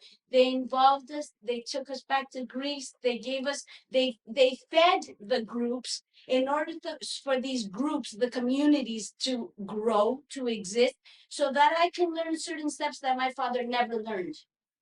He would dance the foxtrot, for example, the English version, the tango, for example, something simple with me at all the dances, but he didn't know the Kalamatiano. This is what brought me here today. My father, Ekiye, left his land to make money, to send money back to his family, to be able to have the strength to help his community, this Sigekrimeno community, this specific community, and other communities abroad. There wasn't a place that in the States or in Europe or wherever else we traveled, that even Bahamas, that we didn't go to the Greek church to visit and light a candle on my grandma's 40th days. We were in Bahamas, we lit a candle there. It's all intertwined, but you can't do anything if you don't have a dime. Yes. Burn allowed me to educate myself in gerontology because I had the money to go to the school. This is part of the fundraising for these groups. This is part of a bigger need in order for us to continue these groups. We have to get the word out there and fundraise, and that's a whole other topic. But I majored in psychology, I minored in gerontology. I eventually went to Ryerson as well and other places, and I did long-term care administration. I was part of the first 5 years of the first nursing home, then I sat on the committee and we built the second nursing home. I'm sorry I'm taking a few extra minutes just to tell you something that I think is pertinent. I'm not the only one. This is just my story. There are others that have greater, bigger stories, but I have a story, and it's all about the why. It's all about the why. Before the second nursing home, I started the first Greek Day program in Canada with Ministry of Health funds. A little bit influence from the Greek Orthodox Church, a little influence from the community, a little influence from the Hierocomio. Somebody gave my name and said, that's the girl for you. She knows Greek. How did I learn Greek? Why did I learn Greek? She knows our traditions. What traditions? That's one of the big ones, because I began frontline dancing with our nursing home patients. I've taught my kids, and then they went to the schools that you were offering. Most of the people here I recognize, I might not know by name, but I was immersed in our community. Therefore, it gave me that fire to be able to go out and work on your behalf, on my behalf, and open the first Greek Day program after me. They called me at Hellenic Hope Foundation and said, how did you do the locked unit? How did you do the transportation? How did you do the meals? These programs that you have can grow exponentially, and you can have whole days, whole programs. There's massive things, massive projects that can come of this. Then I spoke to the Greek community, the representatives. Then I spoke to, the Greek nursing homes knew me. Then they opened their backyard coffee areas. That's how these programs start. Backyard small groups that have that burn, as Nick mentioned, that passion. And slowly but surely, people come. When they see a success, it multiplies. People come. But none of this can happen without the funding. So one thing I have to say to my dear departed father, that I live and breathe, I have never met a greater Greek than he was. Close to him in a very different way, not the same exact way, very different way, is the Pan-Messinian president. Why am I a part of this group? Because I see a fire in this individual that και να πεθάνει από την κούραση, να πεθάνει από μακριά από εδώ, να είναι άρρωστος. This boy doesn't fail us. This man, I should say, doesn't fail us because we are no longer the children. I am the mother. I am the community co-leader. This gentleman, drepome, I'm ashamed not to go and help who I have the ability or the knowledge or the time or the money or the energy to go help. It is our duty. I wasn't born with this inside me, no offense to the young lady, because everyone has the right to feel it the way they feel it. But I feel it as being born here, that I was not forced. I was very, as I said, proudly introduced to this, but without having been introduced and immersed, I wouldn't have it oozing out of my pores as I do today.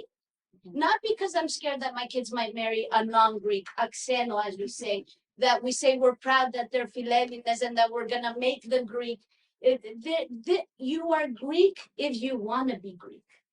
If you are taught dancing, if you are taught to go to church, one day tashukakofani, it'll bother you when it's missing, just like it bothers me that my father's not here.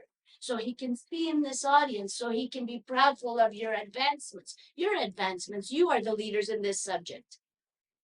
I am the bystander. I am still the shopkeeper's daughter. I am still looking at you from the side, but I am here to cheer you on. I am here to pass on your word. I am here to teach it to my children. And this morning, που γιορτάζει η ζωούλα μου, μα η ζωή, ζωοδόχου πηγή σήμερα, και πραγματικά Χριστός Ανέστη, my Zoula, I said to her, Zoe, before you go out the door, what does it mean to be Greek to you? Does dance have anything to do with your identity? She says it is my identity. She doesn't necessarily speak Greek, but because of being taught the Greek dancing, because of being immersed in those vacations back to Greece, because of being immersed in the shop, because of being immersed in our family gatherings, dancing in all of these occasions, my daughter said it's part of her identity. To me, that is the biggest success. My daughter left with that word. I didn't tell her anything on the invitation that I received for this event. I will end with that we are power in numbers.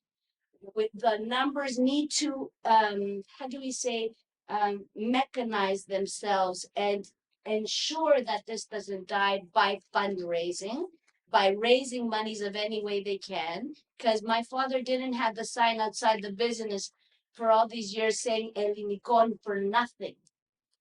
There was an indicator there for not only his child that he gave birth to, but for the whole Canadian community, for the Greeks that step foot in the shop, for anyone that glanced that way, Greek flags with Greek writing Elinikon, for the safety that represented, that no matter what, we are here for you. It's a safe space, and we will support you emotionally, socially, intellectually, spiritually, every possible way. And we can do that only with money. So in order for these teachers to teach, in order for my child to be able to say it's part of my identity, you have to give.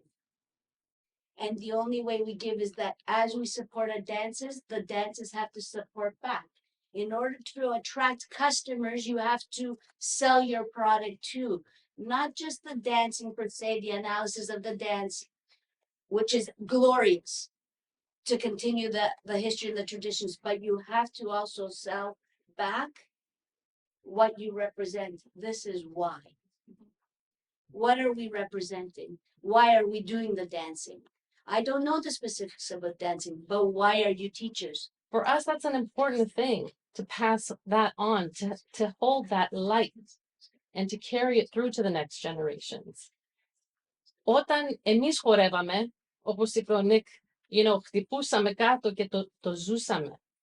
Το ζούσαμε. I remember performances with the Brotherhood Bondion, our dance group, which we were blessed to have gone to Greece as well, and to have performed on the Place της Αρετσού στη Θεσσαλονίκη, όπου εκεί είχαν έρθει τα πλοία από τον Πόντο με τους πρόσφυγες. And that's where they were. We performed, yeah, we performed on that stage.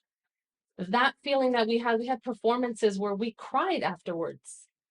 And I can't imagine right now with the generation that we are teaching, they are θέλουνε, μαθαίνουνε, τα βήματα τους είναι εκεί, αλλά το πιο δύσκολο, and I know because we've had these conversations with many members of this panel, that's the most difficult and challenging thing to pass on is the heart, η ψυχή του χορού.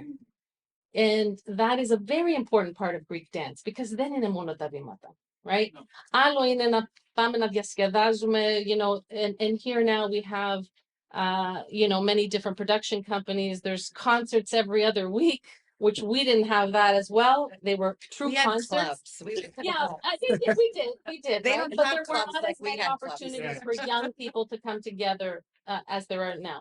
But that's very different than what we are doing as dance teachers and as organizations. We have a tradition to uphold, to pass on, and it's that heart and soul that we're trying to pass on to this next generation. Και όπως είπε τώρα, μπορεί να μην, εμείς έχουμε 85 παιδιά. Μπορεί από αυτά τα 85 ας είναι 5 που να βγουνε, που να έχουν αυτή τη ψυχή και αυτή τη φλόγα μέσα τους να το μεταδώσουν στις επόμενες γενιές. Αυτό προσπαθούμε να κάνουμε. And when we get our kids together, you know, we say to them, like, and again, I'm going to use our specific, my why, our why. You know, do we have a country? Yes, Greece, but we lost Pondo. We don't have, εσείς έχετε τα χωριά, και εμείς έχουμε τα χωριά μας, right? Αλλά άλλο είναι να πάω στο παππού μου το χωριό, που ήταν στον Πόντο, και άλλο να πάω στην Καστοριά μαζί με τους συγγενείς να χορέψουμε, right? So we don't have that. So what do we have? We have our history, our music, our dance. These are vital, important things that we need to pass on to the next generations. At least we as a sílogo, as an individual, myself, and I know as a people, we feel that need, that it has to persist and continue on. And for us as an organization, the Brotherhood Pondion, we're also part of the Federation of the USA and Canada. And I'm happy to say annually, we come together, all of our youth comes together once a year. Για μας είναι τον Ιούνιο. Μαζεύονται όλα τα χορευτικά, τα ποντιακά from North America. And so you will see 300, 400 kids aged anywhere from 4 to their 40s and all of us all together. And it's a full weekend of workshops and dance and, you know, τραγουδάνε. Και στην ποντιακή διάλεκτο, που μπορεί να μην τα καταλαβαίνουνε, αλλά τα τραγουδάνε. So it's very important for us that's our why. And it's important. Sorry, Nancy, if I can just say look, I'm one of the, I forget which teacher it was, Aklironomia, but one of them had said it perfectly that the word paradosi in itself έχουμε υποχρέωση. Το λέει η ίδια η λέξη. Ότι ήδη εμείς, everybody here, έχουμε the responsibility να παραδώσουμε αυτό που μάθαμε στα καινούρια παιδιά, στη καινούρια γενιά. So that's what everybody here is tasked with doing. And if you can inspire, whether that one child or 2 children or 3 children, whether it's from your performance or from your leadership, that is what is critical. Yeah, well, I want to say, yeah, no, go ahead. We produced 4 shows about the genocide with the Pondian. And if you see children about 4, 5, and 6 years old together, ο παππούς ο Δημήτρης, how old is he? 90. Doing together the genocide, representation of the genocide. Και λες τώρα, αυτά τα μικρά, τι καταλαβαίνουν. Και όμως δίνουν η ψυχή και το σώμα. And it's amazing that υπάρχουν οι άνθρωποι που τους το μεταφέρουν αυτό το πράγμα. Αλλά και άμα το, we went to the science center, the last one, and it was an amazing, because it was not just Pondian, it was open up. And to see that energy, to see that passion of the pathos and the understanding τώρα τι καταλαβαίναν τα μικρούλια. Αλλά ο παππούς ο Δημήτρης walked. We were open air and it's on YouTube. We filmed it. Και να περπατάει και του λέω, παππούλη, του λέω, εγώ δεν μπορώ να περπατήσω. Δεν πειράζει, να κάτσουμε εμείς εδώ πέρα και θα γυρίσω να έρθει και να βγούμε μέσα. Λέω, όχι, εγώ περπατάω. He didn't even get his cane. He walked up that hill. 90 χρονών, με ένα καμάρι. Και λέω, είμαι αυτό. Μπράβο σου. I have a question on that before I interrupt somebody. Somebody told me, when she was 4 years old, she's Pontia, and she remembers a parade that in Danforth, hearing somebody else saying when the Podi were walking the parade, γιατί τους αφήσαν αυτούς τους τουρκόσπορους να κάνουν παρέλαση. So after that, and she was traumatized, obviously, by that, and she has like all these feelings about her identity, but the conversation started about which dance was appropriate, or like, the curriculums of dances, what is being taught. I'm assuming is different in different decades. Like Mimina, I think she started discussing it about Zorbas dance. But can you tell us a little bit? That just comes down to ignorance, though. Well, see, that's the whole thing. Complete ignorance. Educated Greeks. So along those lines, when I was teaching at Iopadalimona, you want to see me completely blow a gasket. That was it. I was teaching a Pontian suite. So you do 5 dances, you represent one region. I had a mom come up to me and say, why are you teaching Turkish dances and not Greek dances? I'm like, okay, all of the parents inside. And it was a history lesson. I even did the εδώ είναι η Ελλάδα, εδώ είναι η Μακεδονία, Θράκη, Πόντος που είναι η Τουρκία. Like, it was one of those because they were first and second generation, the parents, first and second generation Canadian. So their kids are considered third. And if they have, I don't know what their education was or what associations they went into, because the one conversation we could have a lot of fun with is the how we're teaching these things, which connects to the why. But it's the parents that I found that were ignorant. They just didn't. I was even teaching a Malevjoti, and I got the, why aren't you teaching them Greek dances? I'm like, what's a Greek dance to you? Yeah. Samiko, Kalamakiano, Zebekiko, Zorba, your Fab Four. So the same situation happened with the Greek community back. I remember somebody telling us a story, and Dora, I don't know if you remember, it was the Petsis or some. It was pre. It was like It was a Peter. It was Peter and John and Annie. So the issue was why what they were teaching. It was Paiduska. Yeah, Mary Koros. Why are you Dr. teaching Mary Paiduska? Koros, yes. Αυτό είναι βουλγάρικο. Yeah, no. And they didn't understand. He said the grammaty, ignorance, a combination of that. They didn't understand that dance and music it's not restricted to borders. But it's not their fault, right? Because we don't know what they had access to. Just like when we see a dance group where we know from our own research and experience that what they're doing is wrong. Our response, in my opinion, and I know it's shared by quite a few people, is καλά κάνουνε τα παιδιά, they're enjoying it, μάθανε 2 πράγματα. If anybody's to blame, it's the instructor, αλλά τα παιδιά δεν φταίνε. My family's from Tripoli. So, we got 2 dances. Yeah. Kalabadiano Samiko. Everything else, but I don't know. Is it Greek? Is it not? They just didn't know. Yeah. They knew that we were teaching, that we were learning, and they were thrilled that we were being exposed to the Cretan, to the Macedonian, to the Thracian, to all of it. I just want to say something. Sorry. Mr. Moratidis, and then have. Συμπεριφορές σαν και αυτές είναι θέμα παιδείας πια. Τι λέγατε εσείς προηγουμένως, ότι οι γονείς μας ήρθαν εδώ και ήταν αγράμματοι κτλ. Δεν είχαν την παιδεία αυτή που να ξέρουν τι είναι ο ελληνικός χώρος, μέχρι πού έφτασε ο ελληνικός χώρος. Εδώ στις Ινδίες χορεύουν τον πυρίχιο. Και οι Έλληνες δεν το γνωρίζουν καλά, ακόμα και σήμερα. Αυτό είναι το ένα που ήθελα να πω. Και φυσικά δεν βγάζω εμάς, εγώ είμαι ποντιακής καταγωγής, είμαι Μακεδόνας ποντιακής καταγωγής. Δεν βγάζω εμάς. Και εμείς κάναμε λάθη. Όταν ας πούμε μας λέγανε Τουρκόσπορους, εμείς λέγαμε κάτι άλλο. Δηλαδή εις βάρος το Φλωριναίων π.χ. κάποιον άλλο. Λοιπόν, και εμείς κάναμε λάθη. Λοιπόν, θα ήθελα να συμπληρώσω τη Χριστίνα. Το χορευτικό συγκρότημα της αδελφότητας Ποντίων, ίσως απολυτότητα δεν το είπε, οι γονείς της ήταν το πρώτο επίσημο χορευτικό τη δεκαετία του 70, το πρώτο επίσημο. Νωρίτερα από αυτός ήταν ο Δημήτρης που είπε η Νάση μας και άλλοι 2-3, αλλά δεν είχαν επίσημο χορευτικό συγκρότημα τότε. Υπήρχαν 2-3 άτομα οι οποίοι σε κάποιες εκδόσεις χορεύανε.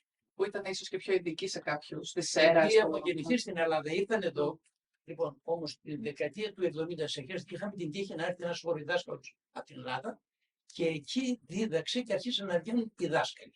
Δηλαδή ο πατέρας της Χριστίνας, η μάνα του, η θεία της η Ελένη. Υπήρξαν οι πρώτοι δάσκαλοι μαζί με έναν ακόμα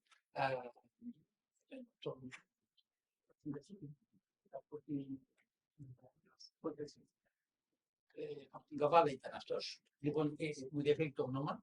Λοιπόν, υπήρξαν οι πρώτοι δάσκαλοι που μάθαν από αυτόν που ήρθε από την Ελλάδα. Και κοντά σε αυτούς έμαθε η Χριστίνα, η Ανούλα ή οποιοδήποτε άλλο. Τώρα θέλω να σας πω και αν σας ενδιαφέρει αυτό, θα κρατήστε το. Και νομίζω ότι πρέπει να προσπαθήσετε να του πάρετε μια συνέντευξη. Αυτός είναι ο Γιώργος ο Παναγιωτίδης. Δεν ξέρω αν του πήρατε τη συνέντευξη. Μέχρι το 1950 είχαμε ένα χορευτικό συγκρότημα εδώ, 50-51-52, που ήταν 8 άτομα. 4 κοπελιές και 4 αγόρια. Από τα 8 άτομα αυτά ζει μόνο η Λία Όβερς. Χαρίτου. Μόνο αυτή ζει τώρα. Λοιπόν, είχαμε την τύχη να έρθει ο Γιώργος ο Παναγιωτίδης, ο οποίος ζει αυτός. Αυτός όταν ήρθε, λένε τις εποχές, τις συνεντεύξεις που πήρα εγώ, λένε ότι χορεύανε μόνο 4 χώρους. Αυτό που είπατε εσείς, Καλαματιανό και τα λοιπά. Και τα αγόρια χορεύανε και ένα τσάνι. Λοιπόν, ο Γιώργος Παναγιωτίδης ανέβασε τους χορούς στους 56. Από εκείνος είναι ο προπάτορας, ας πούμε, των χορηδασκάλων όλων. Και από εκεί βγήκαν άλλοι χορδάς και μετά βγήκαν εσείς, δεν είχατε γεννηθεί νομίζω. Ποια δεκαετία? Το 50. Βγήκαν άλλοι χορευτικοί. Και εσείς μάθατε από εκείνους. Ανέφερα μόνο αυτό διότι θεωρώ ότι θα πρέπει να πάρετε μια συνέντευξη από αυτό. Ο Παναγιωτίδης ζει εδώ τώρα. Ναι, ζει εδώ και είναι σε θέση να σας δώσει. Πόσο χρονό είναι? Πλησιάζει τα 90. Αλλά είναι σε καλή κατάσταση. Και ήρθε το 50 εδώ. I just wanna, I don't know if there is one more question and then Dora wants to say something. I just want to also give some voice to the young, because I feel like we have the second generation Greek Canadians in the panel too. And I want to ask something very specific about tradition, but let's go first to Alexandra, Dora, and then. It's not exactly one question, it's actually divided into 3 questions, but if you really want to answer, I'm a bit. A bit loud. Just speak a little bit. So firstly, I was wondering about, you said something about Mirologia. Could you please elaborate further on that? What was the origin of that? So, my parents' descent, they came from Calabrita. So, the σύλλογο όταν αισθήθηκε εδώ, there was probably about 50 of them from the σύλλογο. And τις γιορτές μοιραζόσανε στη θεία μου ή στους γονείς μου. Και καθόσανε εκεί, I remember it was past midnight. Past midnight. Μετά που τρώγαμε όλοι μαζί, όλοι τα παιδιά πηγαίνουν απάνω και καθόσανε οι μεγάλοι. Και άρχισε ο θείος μου, I'm getting goosebumps. Just start singing. Και οι άντρες, oh my gosh, I'm getting goosebumps, would follow. Και οι γυναίκες στη κουζίνα κάνανε λουκουμάδες. And they were just singing songs from the villages, okay? And it was coming from the heart. Some things like the mandinades from the Cretans, it just comes from the heart. So in Miroloi, they would just reminisce from the war or from them migrating from Greece to Canada. It was just a beautiful thing. I actually have one tape. My dad sat there and recorded it. Is it polyphonic Dora? Yeah. No. Yes. Is Yes. you take turns in the middle Yes. of it? It's all together. So my trio singing, and then the men All right. follow. So it's Δεν είναι πολύ, δεν είναι πολύ Όχι φορτωμένο. πολύ that's υπηρώτικο. Υπηρώτικο. Yeah, yeah. So, but it's just beautiful, just beautiful. Yeah. So it was not connected to That. No, something it's just, else. it was It's just, another organizational yeah, it was just a feeling of the time. You know what? We're here together. The diaspora. Let's remember. I guess the loss or Yeah. or you know. It was just happiness, anything. Yeah, yeah, yeah. Okay. And Yeah. my second and third question, I'm going to put it together. Actually, if I understand correctly, there were some syllabi that started that brought dances from their, let's say, origin, like the Pondians or I don't know. Could be. But I was wondering how did those syllabi merge the dances, and nowadays what do people learn as dance? Because you mentioned Baidushka, you mentioned Zebedico, which is something else. How are they considered as similar? How do they talk with each other? You mean how they stand as a one in one curriculum? Being taught by the same syllabi If they're if in the beginning every syllabus was teaching dances from their own. place and a branch of this question is something else. Apart from Bodiaka, are there any other dances that originate from Asia Minor, like I don't know, from Cappadocia or from Βεβαίως, βεβαίως.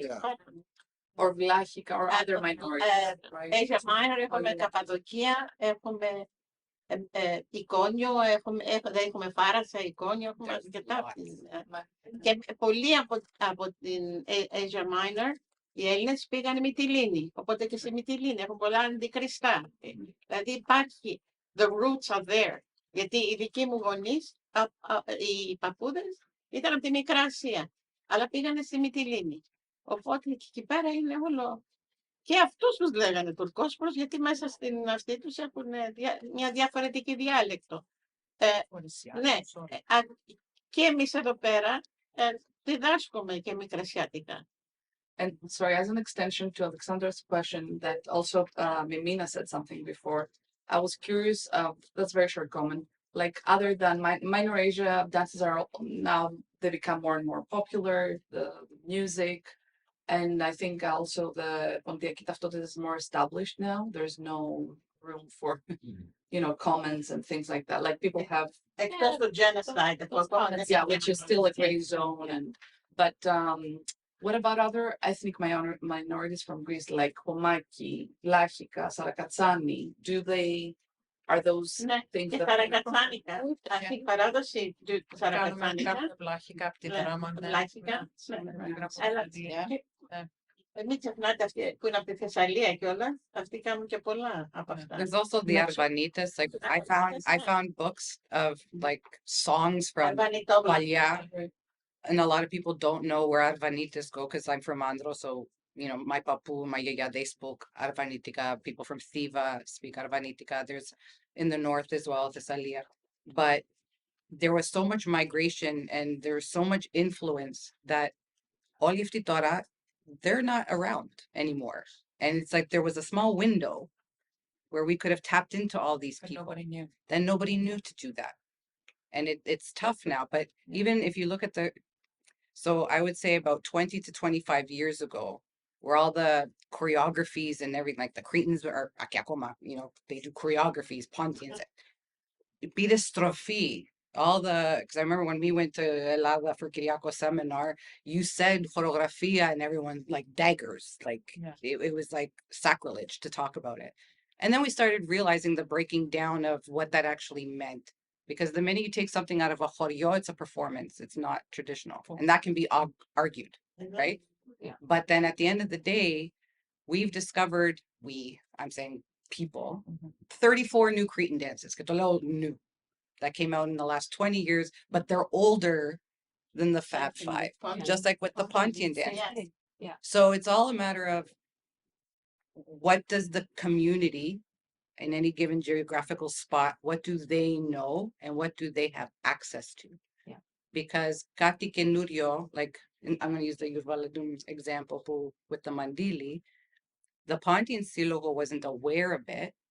That doesn't mean that A, it's wrong, but it's the same thing when the Cretans are doing a dance that the Sílogo didn't know before, but let's say Paradosi did. And it was always that who's learning it first. And my biggest issue was regarding Otan Milagate Ya Daskali ke Horo Daskali, you know, even Klironomia. So Klironomia is a dance conference where we bring instructors up in Nalada, and there's 4 big conferences. Would only bring people from Tefa up in Nalada. Ama isu na daskalo sa buena joryo que xeris everything there is to know about a region. Ama de biggest Tefa, you didn't count. Back in the day. And that's, for me, I can say I don't agree with that. No, we changed. And we did change that. Yes. But there are people, why is it that somebody who buys to panepistimi or buys to tefa kani toto is more worth Authentic more or the qualified, the specialist. like we went through that with the Cretan Silo, Dr. Mary Goros, PhD, Right. and Bobby Makaki, banker. Yeah. But isn't it wonderful that you did that for us? And it shows that things take time. The building of it, all of this takes time. So we might not reach the success that you made to change that for another 10 years in the public arena, but at least within your group and the people that you were involved in, you made that change for I think everything is about the public arena. And I'm going to go back to the issue of the figuras and then I'll shut up. But a figura, from what our instructors in Alada have explained, is when somebody does something in the joro, if it's accepted by the community, if it's accepted by the people of that joro, then it can live. Like it can live another day. It can be taught by somebody else or learned by something else. Yeah, it's legit. Right? So it's the same thing even with what we're doing here. You know, we decided to make that change as the Epitropia of Klironomia, that we're going to value the Horiati over a member of Tefa for a specific region. Or just include every. I'm not saying there's anything wrong with people from Tefa, so nobody get upset. Yeah. But the monoculeo, don't discredit somebody that has grown up. And again, your own research don't, just because somebody is in their 70s and is the last remaining Horefti of a Horio, he could be the village idiot. Doesn't mean that just because αυτό ξέρει αυτός, αυτό είναι. Right? Θέλω να πω πως η Δώρα Στράτου έφερνε στο χορευτικό της εκεί πέρα ανθρώπους από τον τόπο. Yes. Αυτή ήταν η διαφορά. Yes. Δεν έφερνε δασκάλους που είχαν πάει στο τεφάλι, έφερνε τους ίδιους τους ανθρώπους. Θυμάμαι μικρασιάτικους χορούς που χορεύανε οι γκριές που ερχόντουσαν από πάνω από τη Μακεδονία και τα παπούτσια τους ήταν γυαλισμένα. Και έλεγα, the first thing that they were dressed in the τοπική στολή, αλλά τα παπουτσάκια τους ήταν πολύ πογιατισμένα. Και έλεγα πώς φαίνεται η διαφορά. Ενώ είναι γερασμένοι αυτοί και λοιπά, αλλά τα παπούτσια ήταν γυαλισμένα από τη Δωραστρά του. Yes, and η ποικιλία όλων αυτών των χωριών ο καθένας έχει τη δική του τη σφραγίδα, την έκφραση. Αυτή είναι η διαφορά. Γι' αυτό taking somebody from χωριό to teach is very, very important. But again, you have to be careful who you're bringing because it could be the village idiot again. Yeah. Sorry, could we jump Yes, very fast to Mina? Like a very brief comment because I want to give some time for the younger Greek Canadians. Ευχαριστώ πολύ. Ήθελα να πω ότι νομίζω ότι για όλους μας είναι κοινό ότι στην ελληνική παράδοση, όταν εννοώ το φορό, εννοούμε μέγεθος λόγω κίνηση. Αυτά τα τρία είναι μαζί, δεν είναι ποτέ ξεχωριστά. Οπότε θέλω να βάλω λίγο συζήτηση για το μυαλό σας πόσες μελωδίες έχουμε που δεν έχουν τραγούδια για μία σειρά από λόγους. Ας πούμε, είναι γνωστά τα CD, τα τραγούδια χωρίς λόγια από τη Δυτική Μακεδονία που είχαμε τους λαβόφωνους. δεκαετία του 50 και του 60 ήταν απαγορευμένο τα αλβανίτικα και τα ποντιακά. Ήρθε να αλλάξει η εποχή πολύ αργά, το 90. Να σας θυμίσω ότι όταν έκανε τα αποκριάτικα η Δόνα Εσανίου στο Ηρώδειο, είχαν προτάσει να την αφορήσει στην εκκλησία. Και επίσης πολύ αργά, ακούστηκαν τουρκόφωνα τραγούδια στο Ηρώδειο από το ίδιο Ελληνίδο. Θέλω να πω με αυτό ότι εμείς όλοι που το αγαπάμε, το ψάχνουμε, το μελετούμε, αυτό που μας ενώνει νομίζω είναι η πάντα περισσότερη μελέτη και προβληματισμό γύρω από αυτά που συμβαίνουν. Και εσείς που είστε και πιο μακριά, νομίζω ότι έχετε ακόμα περισσότερη ανάγκη. Άκουσα την κυρία που είπε για τα μυρολόγια και εγώ έχω μια πολύ διαφορετική εικόνα για τα μυρολόγια. Γιατί εγώ δεν έχω υπάρξει σε οικογένεια μεταναστών. Οπότε μπορώ να καταλάβω τώρα την περιγραφή της τι σημαίνει όταν λένε τα μυρολόγια οι άνθρωποι και βρίσκονται μακριά από το σπίτι τους. Αλλά τα τραγούδια του παππού μας, της γιαγιάς μας, της μάνας μας, του πατέρα μας είναι πάρα πολύ σημαντικά. Και ας μην μπερδευόμαστε στο από ποιο χωριό είναι. Δεν έχει σημασία. Σημασία έχει εμείς που χορεύουμε, τι χορεύουμε. Πότε, πού, πώς, για ποιο λόγο. Και το τραγούδι της γιαγιάς που μας μεγάλωσε, ακόμα και αν ήταν τουρκόφωνα, είτε εγώ μεγάλωσα στην Νίκαια και τον Κορυδαλό εδώ στην Αθήνα, και έχω ακούσει πάρα πολλές ιστορίες για γιαγιάδες που δεν ξέραμε ελληνικά. Για παιδιά που δεν μάθαμε ούτε τουρκικά, ενώ θα ήταν τόσο εύκολο να μάθουμε τουρκικά ως δεύτερη γλώσσα, που είναι τόσο δύσκολα και τόσο κρίσιμα, και για ένα πλούτο τραγουδιών που χάθηκε από άκρης άκρης όλη την Ελλάδα, γιατί υπήρχαν πολιτικά πρόσημα αρνητικά λόγω της γλώσσας. Και έτσι μπορείτε να το καταλάβετε, ίσως νομίζω καλύτερα από τον καθένα. Σας ευχαριστώ πάρα πολύ. Ήσασταν εξαιρετικές και εξαιρετικοί. Ολάμφι στο περιβόλι, πραγματικά. Δηλαδή, μπράβο σας, μπράβο σας, μπράβο σας και μακάρι να μ' αξιώσει ο Θεός να έρθω κάποια στιγμή και να σας γνωρίζω και από κοντά. Καταπληκτική. We have one more question. Can I? Yes, Marina, you are amazing. But I want to one more question because I feel like some people didn't talk. And they're the younger people here in the group. I mean, you're all young. It's nice memory. I'm sorry, I don't want to make any age discrimination right now. But there is a question. I sense there is always a stress about keeping the tradition, grasping on tradition, taking, giving it, having it. And now my anthropologist self is going to talk a little bit. And there is an example that I had a conversation very recently with a friend, because my PhD research is in Chalkidiki for a completely irrelevant topic. But in Chalkidiki, in Yerisou, they dance Kagelefto Yerisou. I don't know if you're familiar with that. The one that they put a little apsida of flowers and like swords. Banana pukada, and it symbolizes the killings of 400 Yerishiotes. So this friend of mine, she's a philologist and historian, and she tried. They have a very nice theatrical group, and she wanted to do something more about Kageleftos, and she was searching historical resources about it, and she didn't find anything. And she didn't find anything, but there were also conflicting stories about it. So she was like, I think it's a gray story. There's a gray area there. I'm not sure if that happened like that. But what is important, it's happening. People, now it's the political, as she put it, it's the totem of Yerissos right now. It's sacred. And it happens the second day after Easter, which was not happening originally, but they put it there for other political and religious and social reasons. But what is very interesting, and I'm gonna go to a very specific question about tradition, and I would like the younger generation to respond to that because it's for them. But what is interesting is that in 2011 and 12, when there were huge, I don't know if you're familiar with the anti-mining movement in Chalkidiki against the gold extraction of, anyway, there is a huge anti-mining movement against a Canadian gold company in North Chalkidiki.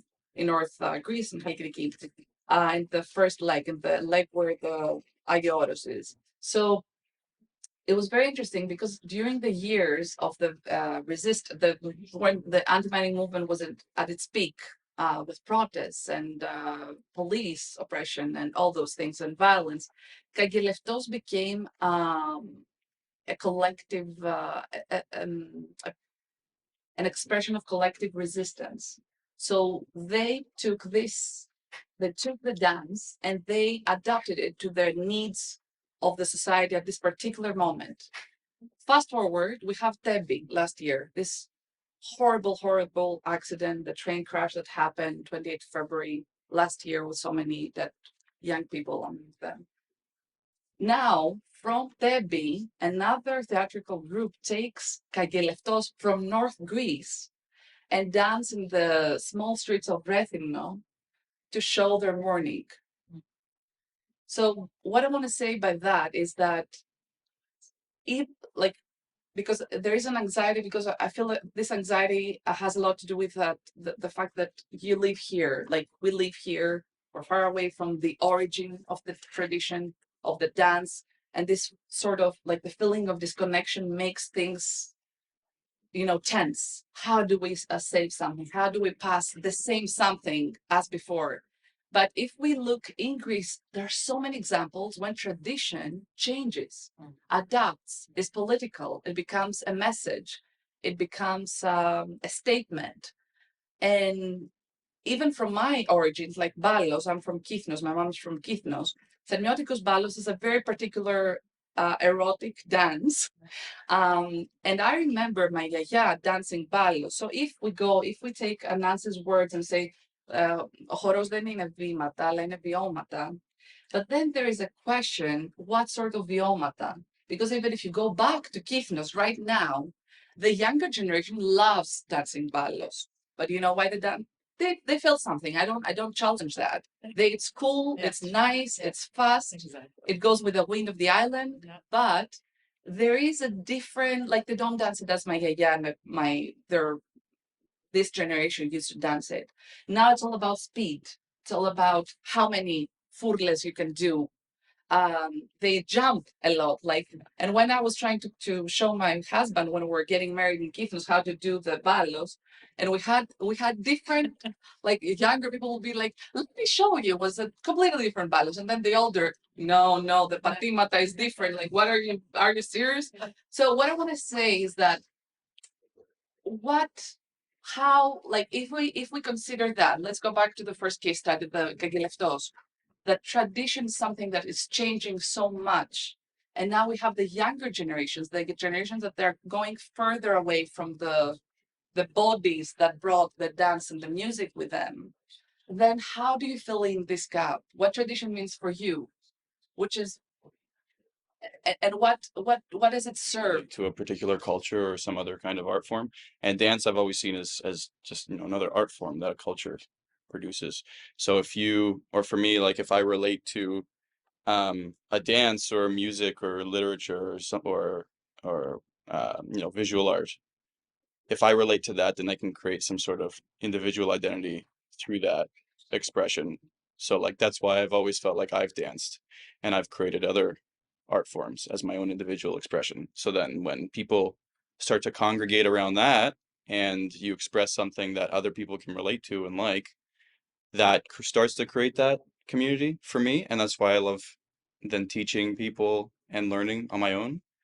And so it's kind of both. It's kind of this balance of you feel connected to a larger identity, a larger culture, but you almost feel more connected to yourself the more you do it and the more you learn, because you have the desire to do so. And then you get to a point when you're either skilled enough and you have your own expression and you dance it this way, and you write this way or you paint this way, you get to that level of like artistry and expression. And for me, that's always been the desire of like, how can I express myself as an individual? And yeah, I find it fascinating that in Greece, I've talked to relatives in Greece, and what being Greek means to them is completely different to what it means to us here. They don't even think about it, or like at least some cousins that I have where I've asked these questions, they're like, yeah, we don't know. They don't even dance. They just, they just are. They just are Greek because they're there. They're in Greece. They don't have to try. And I think, I don't remember who mentioned it before. No, it's true. They don't have to try because they're in Greece. They exist as Greeks. Yeah. And here we have to try. And I think the effort comes from our desire to have that identity, have that cultural identity. We have to put in the effort to be Greek, or we don't have to. You can put the effort to be Canadian. You can put in the effort to be something else. But we all seem to have that individual desire to put in that effort. Where in Greece, they just are. It's just interesting. It's just an interesting So how do you difference in perspective. interpret the tradition in your So yeah, the tradition for me changes, like you said, very fast, very quickly. Generation to generation, then like person to person as well. What feels traditional to you? And I don't like making that distinction. I'm very like conscious of that distinction. If someone dances something a certain way, that's what they connect to that for some reason because of who they are. So you can show dances and say, I connect with it this way, and this is what I've learned from other people, and I learned it and I keep doing it because I enjoy it and I connect with it. And then the hope is someone else might connect with that too. And that creates a tradition across a period of time. But then, like you said, if people are dancing balos faster, that's their personal expression. So who are we to say, or at least for me, I feel like, who might I say that's not traditional or something? That's how people used to do something, or that's how we do something now. So I guess, I don't know, from my perspective as a teacher now, it's just about the individual for me. It's always been about my own personal expression. So if I see someone expressing themselves, a kid that I'm teaching, then that's amazing. That's great. But if they're creating their own thing, they're expressing themselves in their own way, that's also amazing. I feel like that's like what I want to create. Is there with space people. in the dance groups to put new kind of sort of There aren't. self-invented figures or Yeah, there are and there creative aren't. Like styles? I feel like you can't. I'm not saying to go in there and you're creating new dances to songs necessarily, but I've never had this like rigid approach of like you have to dance exactly how my feet are doing it. You learn, but then if you develop your own personal expression along the way, as I hope to as well, and I feel like I have over a period of time, then that's great. That's your own expression. No, I agree with what Telly said. It's an expression of your own. You try and teach the kids to keep the tradition, what it means, what it thinks, but it's also what your teachers have taught you, and it's the passion of your teachers that you have to continue on. For 14 years, I had Nancy as a teacher. And let me tell you, when you're in a dance class with Nancy, if you don't feel passion radiating off that woman, you're sleeping. You're sleeping. And especially in 12-hour practices that we used to do. But it's because of her and her passion that I've continued on. My mother hated Greek school, hated dancing. Oh, really? Because she's first generation. And my grandparents were very much pushing it and pushing it and pushing it to the point where she's like, I'm done with it. And me on my own after Greek school and seeing an Efeli performance saying, this is what I like to do. And just continuing on and just learning more and more and then trying to pass it on and give that same passion to other kids who are now third generation. It's what thing, and you try and keep it as traditional as possible. And I love what Dora and Paradosi has and Alex have done is keep the traditions and go into the Choria and you learn from them. But we also have to understand is that as a broader community, sometimes we can teach the kids that a madili means a certain thing. Like when you're dancing from Alexandria doing Rumluki, Tismarias, and that madili, the first step you take is the movement of the madili, and then you take the step. But when you're performing for Canadians, when you're performing for thing, they're not going to understand. They're going to think, okay, why are they waving that kerchief back and forth? And they won't get it. So you have to add a little bit more, like Nick said, brain of a goldfish. It's gone in a You adapt. You adapt. So But you have to teach the kids. process.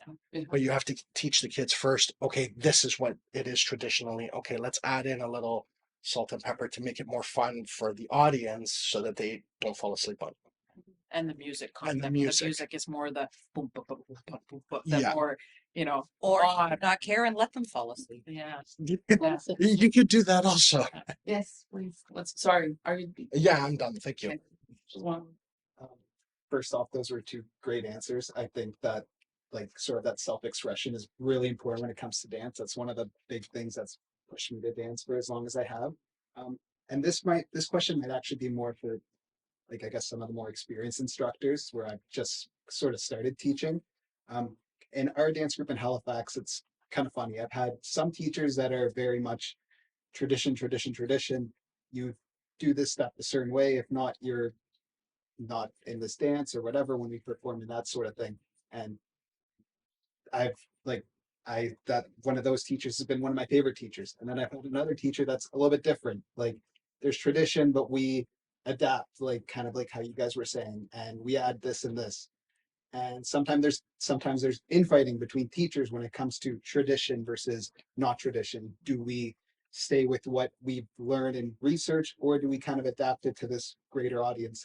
Have you guys experienced anything like that? Yeah, we talk about it all the time. Like Peter over here has been lately bringing to us, you know, Thrax Punk. Thrax Punk. They are a group, yeah, that does Trakematica modern, They're and great. he I like knows them. I'm a Both such great. a It's like the Suzuki Party Pack Pedagogies. yeah, and he's like, Dora, this is so cool. We could do it. And I'm like, it's not going to be in Paradosis entity. You can do it at 9:03 in the parking lot, you know.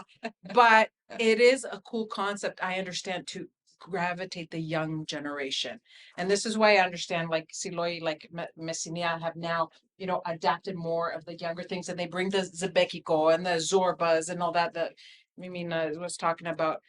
It's because they want to attract the youth. So, but Pete, you can go continue on that because, yeah. Yeah, I think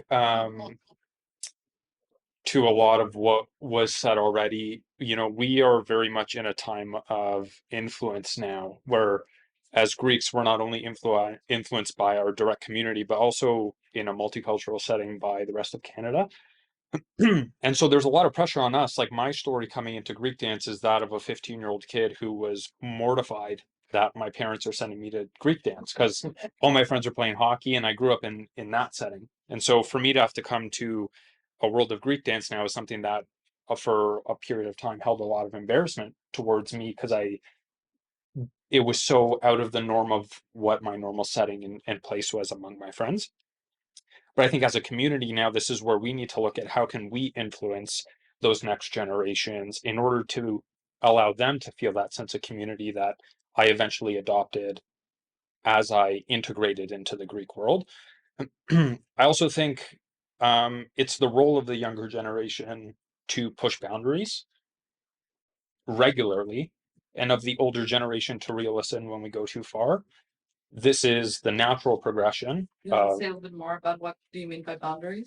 I don't know, like we could talk very silly things, like for example, thrax punks and wanting to take traditional dance and integrate it into a more modern musical sound, or something like figuras, where right now we're doing dances from Ikariotico and I'm joking around in class and Dora's like, those are Cretan figuras, don't do them in this dance. But it's, I think, the continual desire to make it fun and to make it inviting and to continue to push these boundaries, and then to not calling you an elder, but to the elder to the elder generation to then reel us in when we go a little bit too far. And I think we get to a point now where we're so lucky to be in a time where we're able to preserve these things beyond just stories and beyond just things that we're telling people. These can exist in the cloud, quote unquote, for whoever has an interest to adopt them. And I think that's where our responsibility turns into us making sure we're distinguishing between the different practices that are taking place. Not that there's anything wrong with staying very true to the tradition or with interpretation of these dances. I think as long as we are doing justice in distinguishing between those and communicating that to those who are interpreting it, I think that's where we can find that happy medium and work together within all these communities who have all these different ideas to push this forward. And just one last point, someone had mentioned, you know, these things, they carry momentum, they build off each other, they multiply. And I think in order to make sure that our traditions don't die out in a multicultural society where we have all of this outside influence, us allowing space for that, that continued, I guess, just like that fun, so as to not kill the fun and to allow that next generation to want to continue to run with it. Yeah, I don't know. That's it. Yeah. Yeah. But let me just ask very quickly, what sort of meanings, like for your because you've mentioned trucks, facts, and like, so like what sort of new meanings? And I feel like Parmesini also, like as you mentioned, and I've heard that, you know, it's a very famous group right now. Many people go, and many people, a lot of the kids, I guess, there are many young people that they join, they don't even speak Greek, right? Many of them. Many are mixed marriages, I guess, like a Greek married to Italian or Irish. But even from like a third or fourth generation, I think that, like, I know at least 3-4 people from Parmesan that don't. Maybe they understand, but like they won't choose Greek to communicate. Yeah. We So make the effort to be able to provide the opportunity for them to immerse themselves in activities in order to get comfortable to be able to join the group. So if they don't feel like they're welcome, they won't come.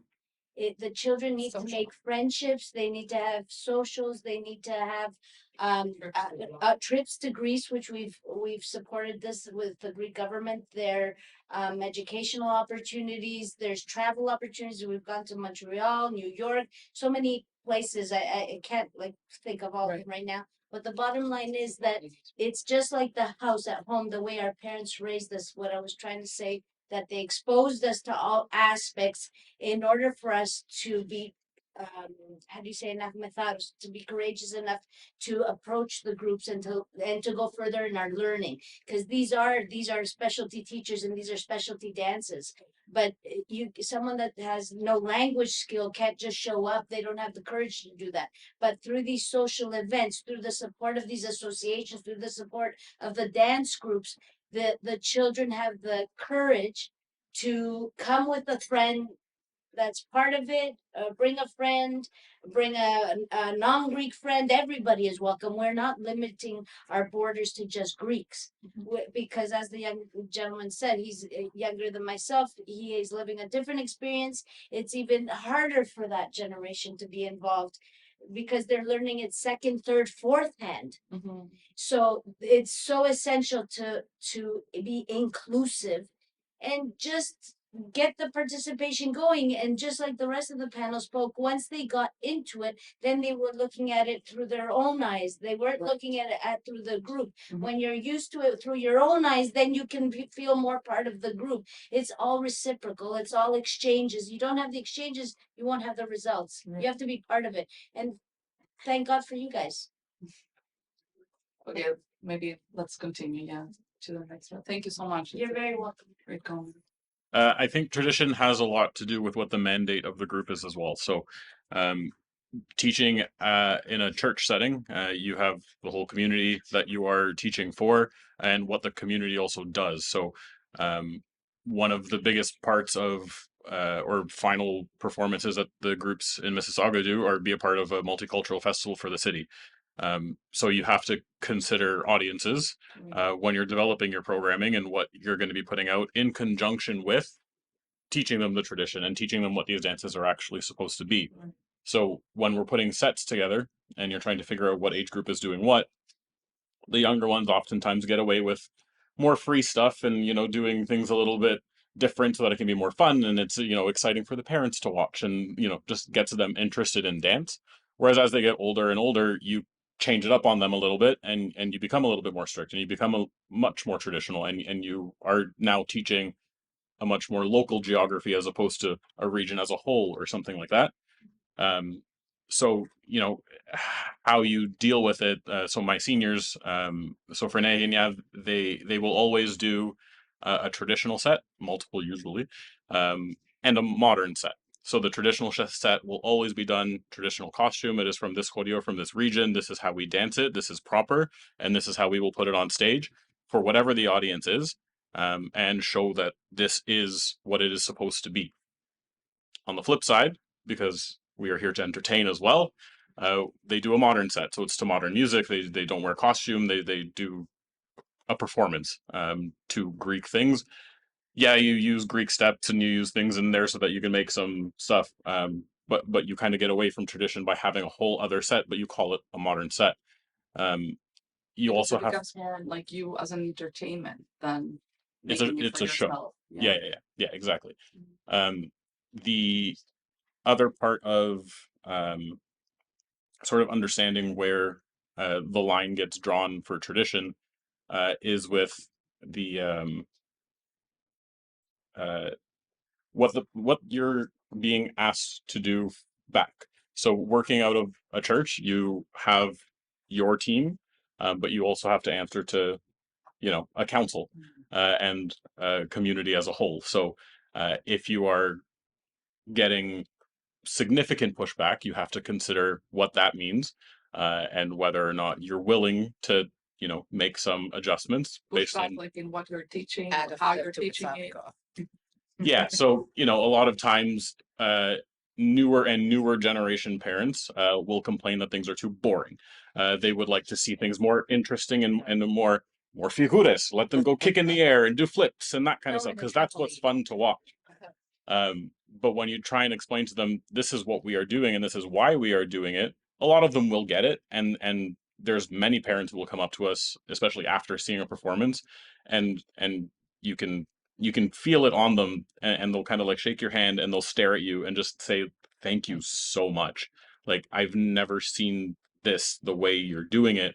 I've always seen, like, when I was growing up, it was Zorba, Zebekiko, whatever. I'm now starting to understand why you guys are doing what you're doing. So it takes effort to actually convince people that this is purposeful and there is meaning behind it, as opposed to just putting on the fun show. Right. It's perfect. Great comment. Thank you. I think a lot has to do with the way that the individual teacher perceives their culture. Do you look at it from an artistic point of view where it's subjective? There's artistic license. You can take it and run with it and do what you want. That's fine. My view, we grew up 90s. In the 90s, it was the choreography bomb. So everything we did was choreographed to any move you wanted to do. And then we started being taught by teachers from Greece. We did seminars, and my view, let's say, devolved a little bit from all that choreography back to more the pure form. That's what I like to do. And I've run into problems when I was teaching at St. Nick's, when I was teaching other Shilogi, the Panlaconians. They wanted me to do stuff more like Elinakia and Nefeli, and I don't do that. That's not my forte. And you have to explain to people, this is what I do, this is what I see. And there's other teachers who will do that. And there's room for everybody. But I think it's important for everybody, for all teachers, for all dancers, to know that it started here and it can go here. There's room for it all. It just depends on what your perspective in maintaining the culture is. Sometimes what doesn't happen is the associations, they're all looking for dance teachers. There's been, if you take a look at historically in the GTA, the movement of dance and the growth, it's come in waves. Yes. There's been waves throughout from the 60s to where we are today. There's been a push of dance groups, and then there was a lull. Then there was another big push of dance groups in the caravan days. You saw all these The 90s was the heyday. all these dance groups come out. There was a lull. There was influences, mainstream media. So you have My Big Fat Greek Wedding, huge impact to our world, and people being drawn into dance. Oh, Greek dance, yeah, okay. There was an immediate, like, a boost. So the point I wanted to make just on that aspect was, what, in my opinion, in my experience, is the Silogi, when they were looking, because there's always a need for dance teachers. There's never enough dance teachers. and we've all in some way, shape, or form been there. They don't interview the dance teacher. They don't interview who I'm getting. They don't they just, I need a dance teacher. Who's available? Is Elaine available? Is Dora available? Is Dimitri available? Oh, Ida Totade, Vidaski Kipera, can I get him?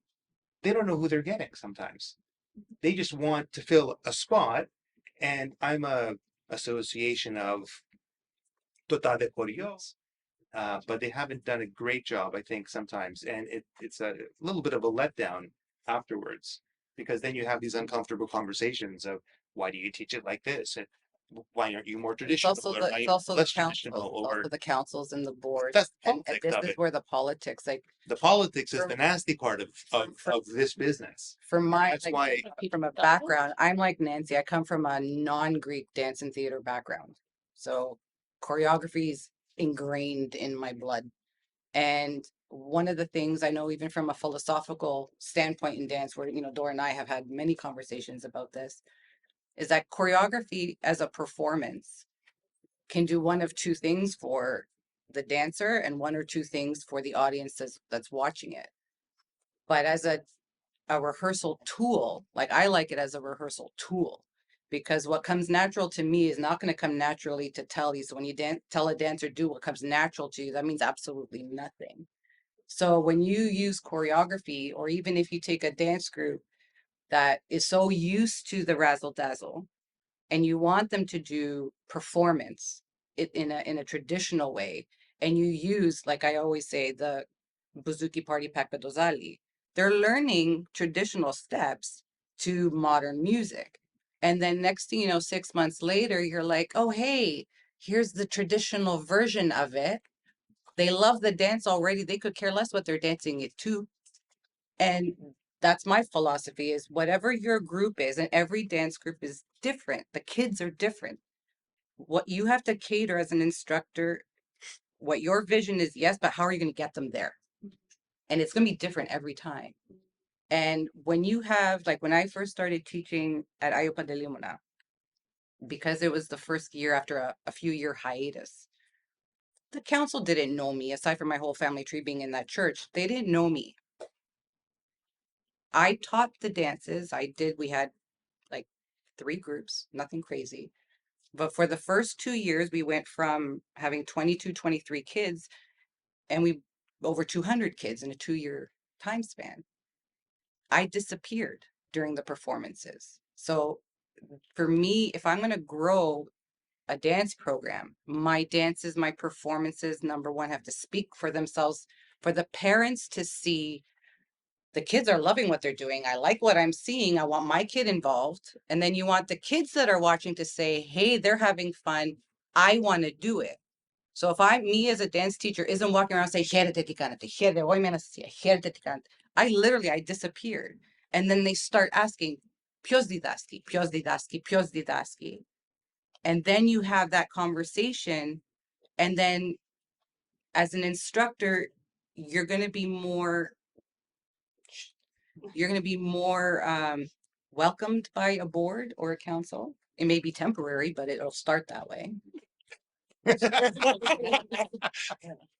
But the parents will have an appreciation for you because they've seen your work. It's not you saying, hey, I'm great. It's my work is speaking for itself. And the kids are going to come not with that, because they will be forced by their parents, but you want by the end of the year for them to want to come on their own. To force their parents.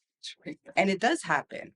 Yeah. And that's when you know you can say, okay, no matter what you've done, you let that spirit underneath their butts and they're coming.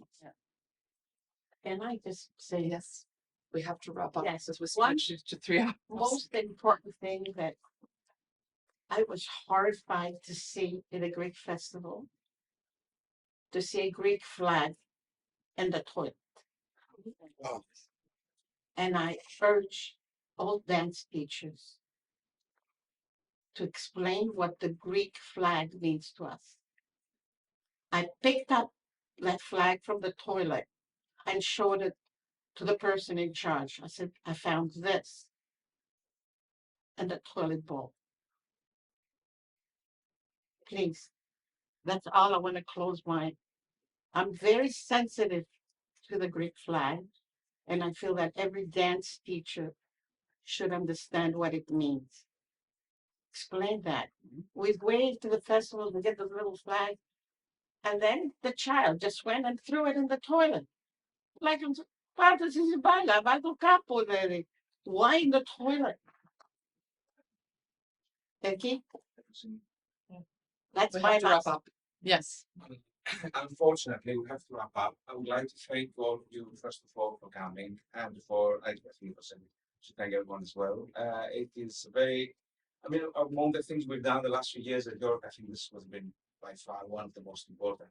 So thank you all very much for coming. But I want you also to leave with one message, that in this university, there are courses in modern Greek history, in modern Greek language and culture, and in Hellenic studies more broadly, and also on histories of Greek, Canadian history and of Greek migration to Canada and beyond. And now there's also the Greek Canadian archives. So please use it, engage with it.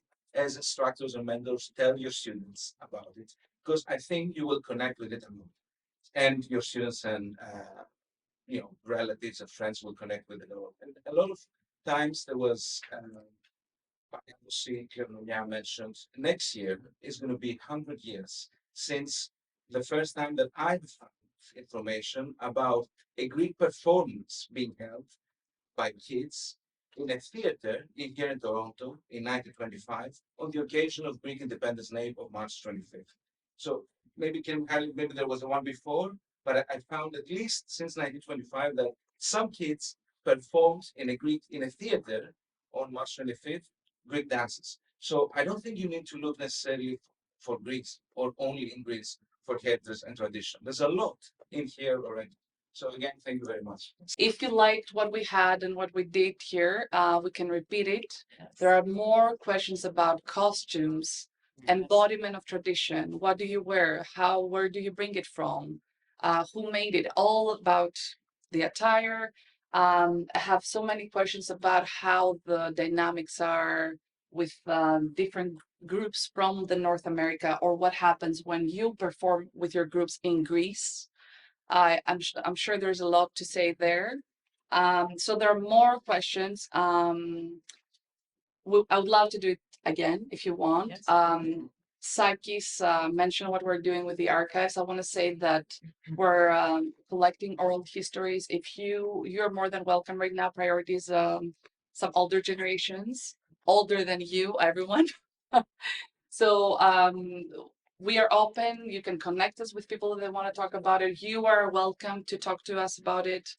Thank you, Mamina, very much. Thank you, Yanni, so much. And I truly apologize if I cut somebody and I didn't give so much time to talk. I was trying to make this work, and I'd love to do it again and hear more.